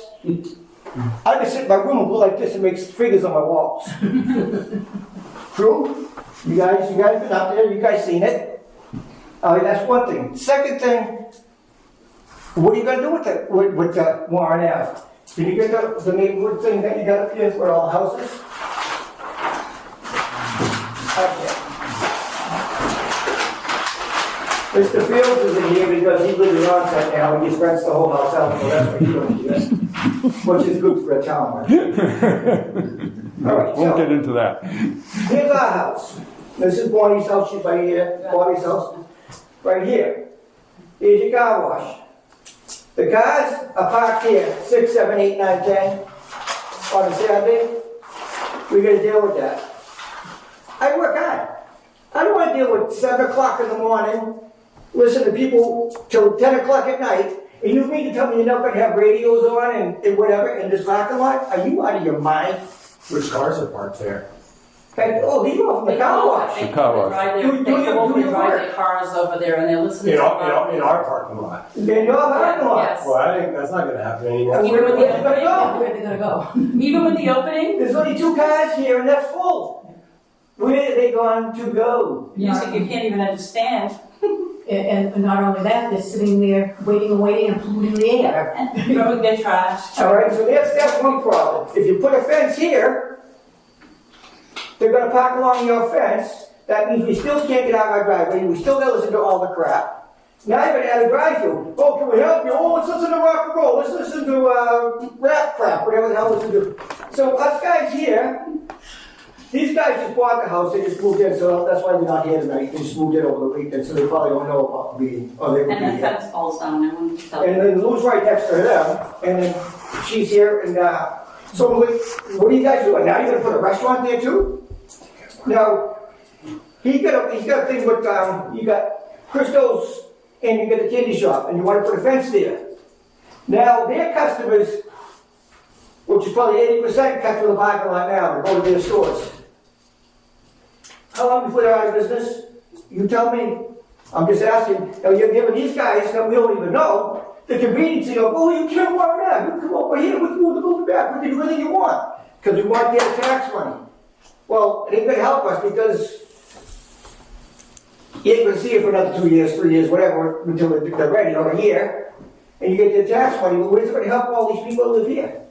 They're gonna sell the houses, they're gonna move out of town, and you're gonna lose 2 more businesses. And the next thing I wanna ask you about, they're gonna tear it down, this was a restaurant. Where's your pest control before they tear it down? Because all them rats and all them mice, they're over here. The building inspector will require that. It's part of the checklist for the demo permit. They have to do a rat abatement. 3, 4, 5 o'clock in the morning, when are they gonna start getting their deliveries? They're gonna get the pawn shop open at 7 because you gotta get hired before you go to work. So. Well, so again, the pawn shop. we certainly would put condition when we say I don't think 7, it should 8. be open, I think it should be open at 8 and closed at 8. 8 to 8, 12 hours a day is enough. You've got, there's 13 pawn shops around here. Oh, what are you gonna lose, $15 because you close at 8 o'clock? No, the issue is what we do for one. He just said, he said, we're worried about going to another town to buy someplace else. Well, what could have that tax money? Is that what you said, yes or no? Sir, let's just speak up. Folks, look, I am being honest with you. I'm more honest you want me to we be. certainly can put conditions, just as we would. You're putting all the residents that live right across 50 feet from our doors into a situation that you're gonna force us to sell the houses that we growing up in. I've been in this house for 35 years. Now, Bonnie, she been in that house probably 15, 20 years. Lou's been there before me. And you'll tell you what, you're gonna force us to sell the houses because all you know is business, and you're not worried about people in town. Jim, you complained about the car wash that was, And it's still a harbor show. The gas station that was there before the car I wash. don't know the gas station, it's going to buy sausages at 2 No, then it closed down, and now you got the car wash. That could be an empty lot that looks like hell. I don't care if it's empty lot The looks issue like with hell. this board has got nothing to do with us doing things to you. No, I'm not saying to me, I'm saying is what you're doing, you're creating a cluster. Yeah, Over here. that's what we're trying to solve. That's why you were invited to be here. And so now you're gonna put a restaurant there also, with the loud noises there also? It's highway business, and this is where that's allowed. But I think And if that's, I go to the town and ask for tax break because I'm inconvenienced, what do they tell me? Well, you bought the house here, too bad. yeah. Well, that's the way it So- works. Okay, thank you. Let me just see if, does anyone else want to speak, and I'll get back to you. Yeah. Yes, ma'am, in back. Hi, I'm Karen McDonald. I live at 205 Warren Ave. I own a daycare there. And last time I checked Google, we're like 480 feet from Janie's or the new hot shop. Can we consider that? Especially if you move it back, get closer. If you move it back, you're moving it close to my property. And Mary Deb is on the same block. But they're over 500 feet. How much further, to the engineer, how much further back is the building going, and how far will it be? I'm sorry, what, you're at I'm at 205. 205, so there's one house between you, the Burns house. Right, he alone owns that house, by the way. Yeah, but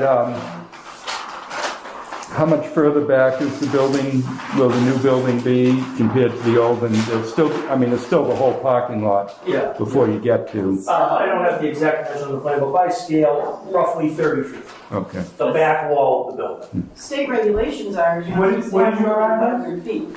Yeah, let me just bring that up. The state regulation for buffer, is that only from a school, or is that It from includes a daycare. daycare? No, it's K to 12. And a daycare. Doesn't No, it include- doesn't include daycare. Yeah, I don't, Daycare. And I think, did at one time, did the state it regulation, used to be where children commonly Yeah. congregate, So but that's ma'am- not, it doesn't exist anymore. the original state regulation, I'll let the attorney correct me if I'm wrong, did have 500 feet from any place that children congregated. It's now K through 12. They then, was that when they changed the statute? Yeah. Yeah, when the state amended the marijuana statute a couple of years after it was originally adopted they limited it to K to 12 schools. Because I thought of that as well when another site we have that's close to a park, I thought would be affected, but because of the change in regulations, it's not subject to that. But something for us to bear in mind in terms of a special permit and so forth.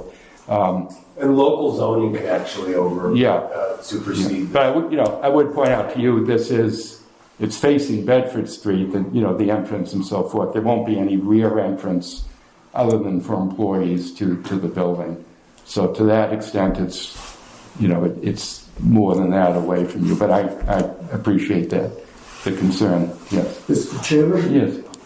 If we have an exit from the property onto Warren Street, isn't that close to the ditch? It's the state regulation, even when it was in feet, was I think to the building, if I remember correctly.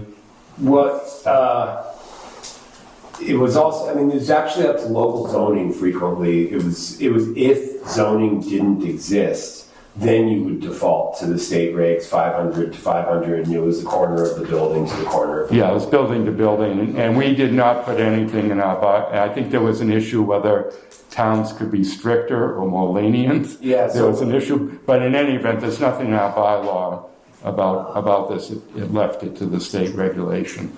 So, Does Whitman not have anything in their bylaw now? about the distance, no. About how to measure? I think it defers to the state. Yeah. Anyone else before I? Yes, I ma'am. would just say hi. I live at 214 Warren Ave, Roberta Manetta. I totally agree with Jimmy. We're right there with everything. The car wash will now line up behind my driveway, and I will not get out. And it's an issue of them pulling over into the parking lot of Jamie's, cleaning their cars, music all hours of the day that you don't even understand, and rubbish being thrown out. And I agree a lot with what Jimmy has to say. I also want to just add that the neighbor abutting the parking lot no longer lives there. He sold the house last week, and that fence is totally always being put back up. It never stays up. It falls down. It's being held up by Cinderella. So that would definitely be an improvement that Well, I'd like would to be see you required to take be. care of our neighbor that's not here too, because he's new to the neighborhood. He's from Boston. He has no idea what he's up against. Okay. I'll go back to you, ma'am. Yes. What percentage is the town realizing from the pot shop? Well, first, let me just say on behalf of the zoning board, we won't make a decision based on that, okay? We look at land use I realize issues. that. The selectmen have signed the agreement, but it's 3% of the, it's like essentially a 3% sales tax. And who's going to overlook to see that the sales is valid and that you're getting? There are provisions in the host community agreement for the town has the right to audit the books and so forth. Hope it's worth the town's weight and whatever they're receiving for this mess. Yes, ma'am. I just have one more thing. Yes. It probably has nothing to, it has to do with the intersection. They nicely did Route 18 over, but to come out of Warren Ave is totally horrible. You have people that don't stay in their lane that want to go left. I've almost got hit head on a couple of times. So now you're adding also to that, that bad intersection up there. They've also let you take a right on Temple now, so if you're looking right to see if you're not going to get hit left, you got a car coming right on left. I know that 18 looks beautiful, but to come in and out of Warren Ave is horrible. With the increase of volume. Yes, the way people don't stay in their lane before they go left, it's dangerous. This is just going to add to all of that. We didn't really ask you about the anticipated volume of business and traffic and so forth, so could you address it just in terms of how much customer volume you anticipate? So, I mean, it's tough to tell because we don't know how many other ones are going to open around here. We don't know how many are going to be open in Whitman, right? So, but we could probably expect, maybe somewhere around maybe, 300 people a day, something like that, maybe, it's tough. It's really tough to tell. Like 25 an hour. Yeah, something like that, 25, 30 an hour. It could be more. Yeah. So I would just point out to people, you had a restaurant there before that probably had more volume of business. Folks, please. I'm sorry. When Jamie was there, we didn't have what was going on Route 18 now, and we didn't have the car wash, so it's a totally different picture Right. now. The landscape has changed. It's fairly negligible. Even if it's 600 people a day, it's negligible compared to what's going on in Bedford right now. If I think about it, if I were to live next to something, there's a Dunkin's presumably a by right use at that spot. I would much rather live next to a cannabis dispensary than a Dunkin'. Yeah. A cannabis dispensary is, a nice looking building with far less people. Dunkin' is a disgusting eyesore with tons of cars, backed up outside. There's so many uses that I would rather live next to. The cannabis dispensary is a nicer use to live next to than the idea that it's like, that somehow a cannabis dispensary is this horrible thing, like this danger to, I don't think we've gone there, so let's. But I'm just, Stay away from that. I think it's the fast food thing that's got me. I don't even think it's the fast store. I think it's the fast food thing that's got me more than anything. And I get that. We're just sort of. So what we did with the fast food thing is, there are some of these things that have gone, they're in the middle of Harvard Square. They're next to all these different really dense uses. And so what we did, we tried to come up with, because we don't have any tenants, we haven't built the building yet, and so we tried to come up with the idea of really what the densest uses that we could possibly come up with so that we could pitch to the board, and so we could come up with what the densest possible use we could come up with, and come to the town and say, look, let's brainstorm on what we could come up with so we can get the densest use that we can get approved is so that we can go out and find the tenant is that we don't come to the board, don't come back in front of the board and the neighbors, and now we surprise you like, oh gosh, and we come back before you with this use, and you're like, well, we didn't approve that. Like, if we came to you now,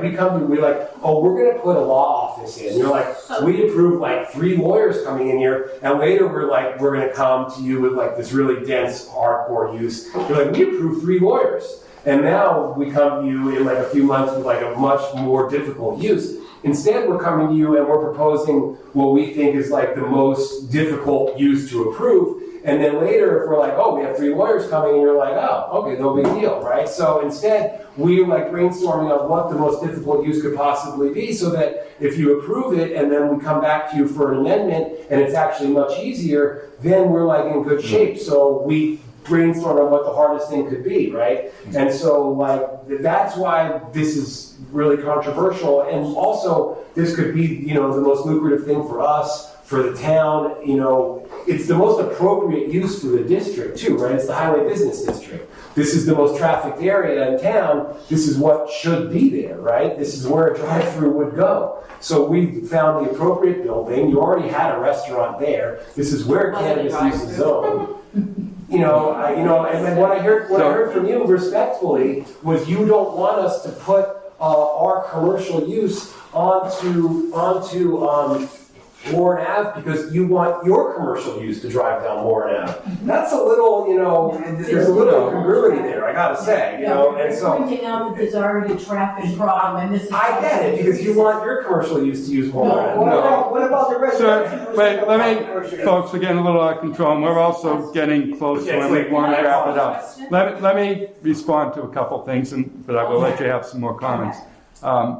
First of all, yes. Just so people know, you mentioned 300 users a day. I think one of the other places the one we approved is thinking the most they'll get is 150 a day. So really, I bet you they told the select board 700. But financially, maybe. Well, maybe the 150 will spend a lot of money and will leave it out. Yeah, exactly. I'm just saying. You have a vacant property there now, but it's commercially zoned. It's going to be something at some point.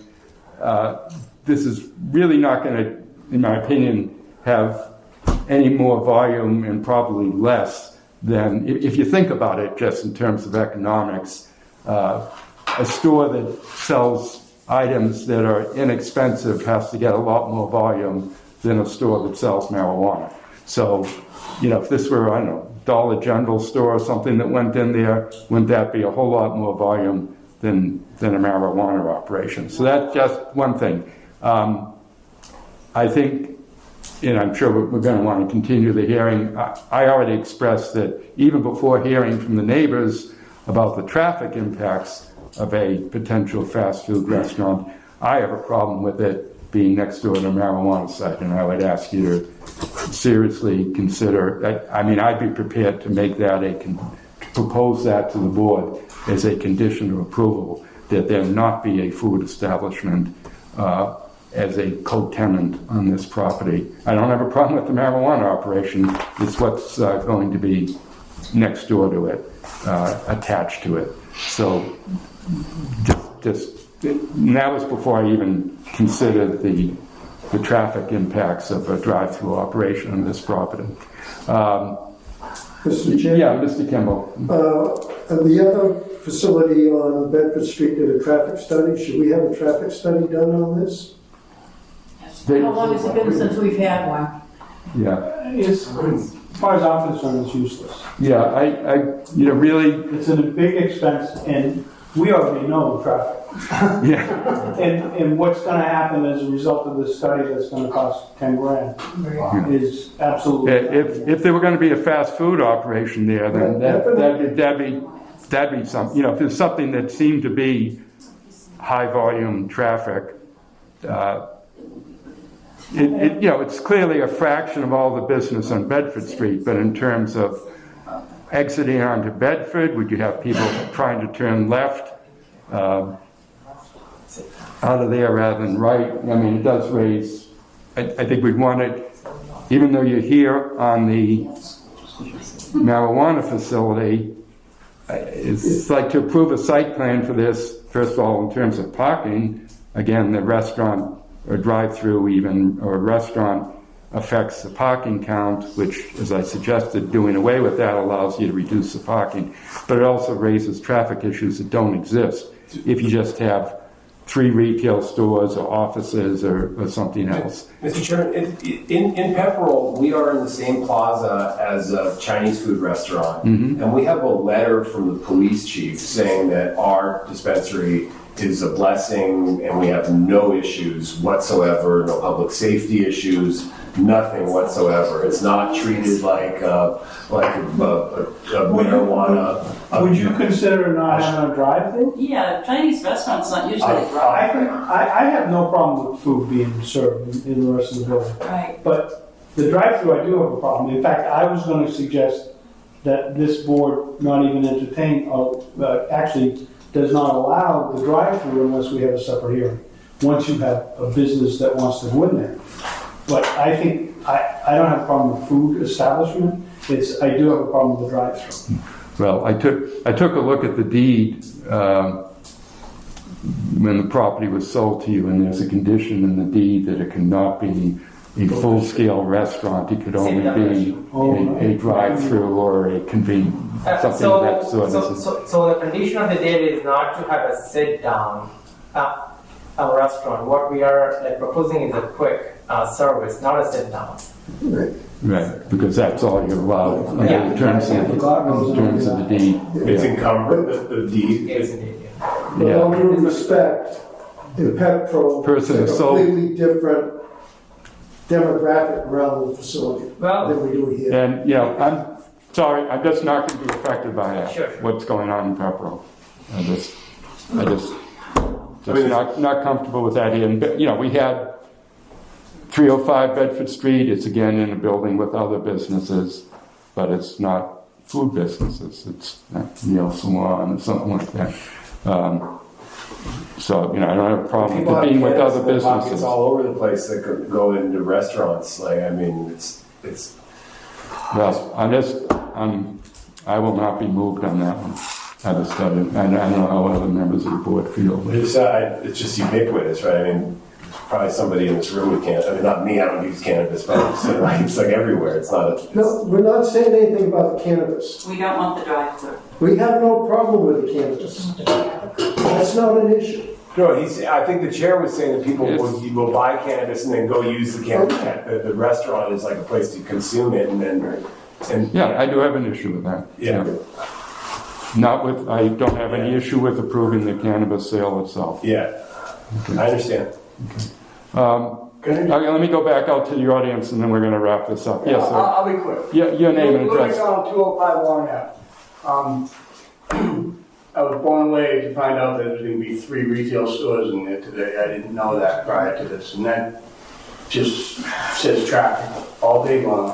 I don't know, you're tearing the building down and building a new one, right? The zoning board is required, you're supposed to be putting that back 100 feet, right? But you're looking for a variance to. Well, it's, again, sir, Is that correct? not a variance because there's already a building there. So if they improve Move it, it back? if they move it back a bit, we can look at it and say, well, that's better, at least it's not 30 feet from the street, it's 50 feet, or whatever the distance is. So that's Supposed to be. an improvement from, in terms of the setback, because the requirement is from a setback from Bedford Street, so that's what we're looking at. Right. Now, if that was bringing the building smack up against somebody else's property line, that'd be one story. But there's a big parking lot in There isn't enough between. room in there, that's what it tells me. I'm trying to get my variance for that. But I'm not gonna go, Okay. I'll be quick. I agree with just about everybody, what everybody said. I agree with you with this food store in there blows my mind away. Because anywhere I see, and I see them all over the place, they're individual stores. Freestanding You buildings. can't even drive by most of them, you can't even tell what they are.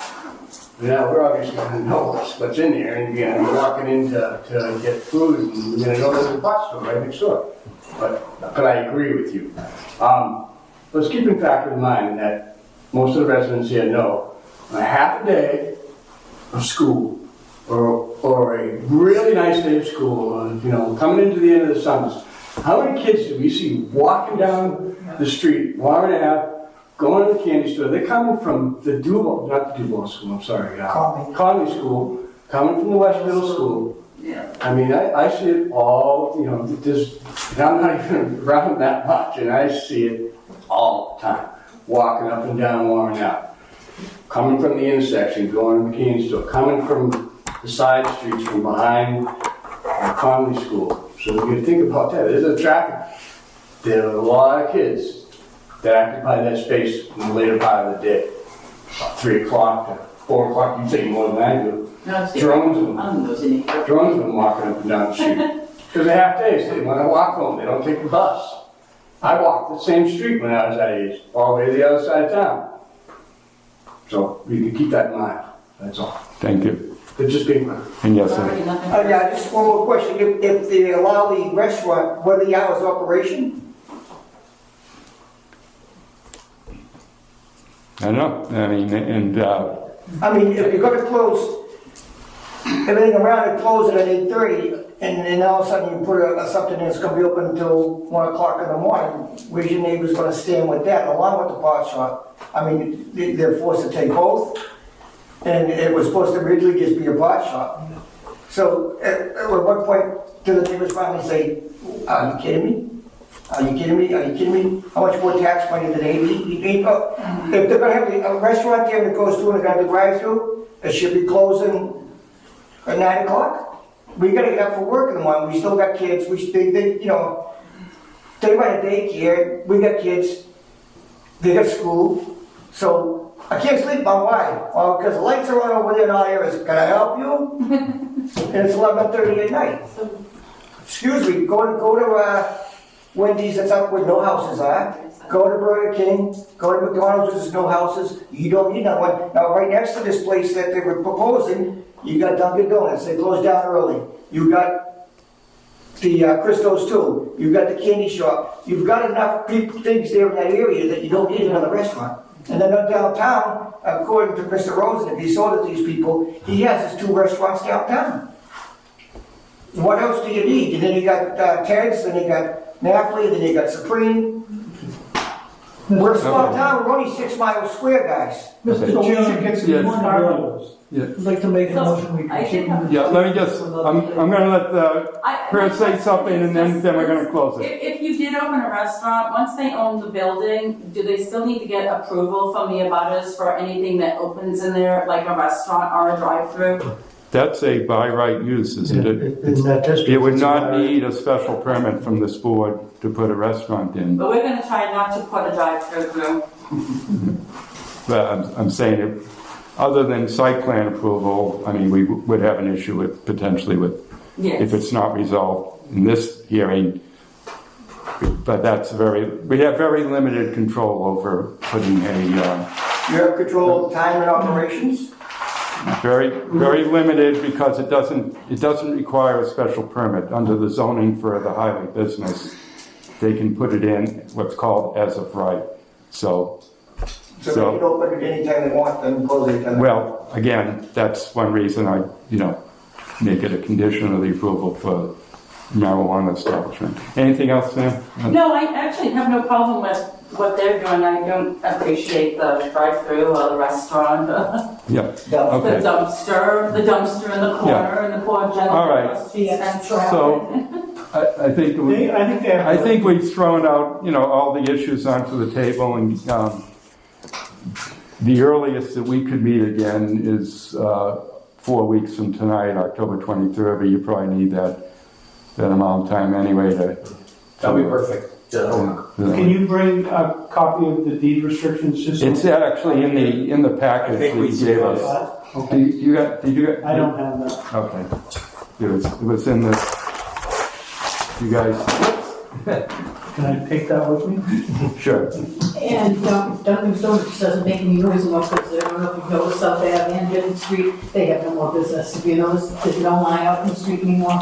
It's gone down to. And we can hear that. I have it. I don't know if they changed it. Well, thank you very much, Mr. Chair. All right, wait, we've got to make a motion to continue.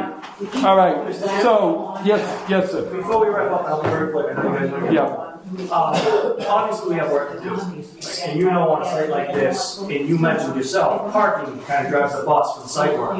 You mentioned twice about the possibility of a parking reduction. Yeah, we have given variances in the past where we think the bylaws really requiring more than necessary, and where reducing the parking would allow you to do something more attractive with the site. So, I think the board would be receptive to that. Okay, we'll power. Yeah. All right, can I have a motion from the board to continue this hearing to Monday, October 23rd at 7 p.m.? Folks, Quiet, please! plus I want you to understand, I want you to hear this because you won't get another letter about this. Once we open the hearing, you're here, you'll hear when it's going to be, so you're not going to get any notice, so I want to make sure you know. So, it's definitely the 23rd? Well, we're going to take a motion. Who made the motion? Mr. Kimball, second. Mr. Andrews, all in favor of continuing the hearing to Monday, October 23rd at 7 p.m. Raise your hands, 5-0. All right, that's it. Thank you. Thank you all for coming and participating, and thank you for the presentation. This is volunteer. Members of the board, can we whip through the minutes, please? Because I think some of these will put aside. Okay, we have some minutes to approve. Case number 14 this is the initial hearing on 356 South Avenue, which was August 28th. And I think Bob wasn't sitting, Bob Cohen was not sitting on this one. So. Were you? 356 South Ave, the first hearing we had. Case number 14, the one that we're holding on Wednesday. All right, motion by Mr. Cohen to approve the minutes, second by Mr. Andrews, all in favor? 5-0. Case number 15, Kenneth Mitchell, 519 Auburn Street. That was the converting one family to a two-family. Second. Motion by Mr. Andrews, second by Mr. Cohen, all in favor? Let's see. Mr. Kimball was not on that one, so 4-0. Out of order here, but we have case number 5, which was 333 South Avenue. Which one was that one? Oh, that was the used car license for the repair shop. Motion by Mr. Andrews to approve. Let's see, there was myself, Mr. Andrews, Jim, and Bob Kimball was the other person, so 3 of us here for that one. Second by Mr. Kimball, all in favor, 3-0 on that one. And the general minutes for September 11th. Motion to approve. Motion to approve by Mr. Keeman, second. Second by Mr. Curran, all in favor? 4-0, Mr. Kimball was not here. All right, the meeting is adjourned.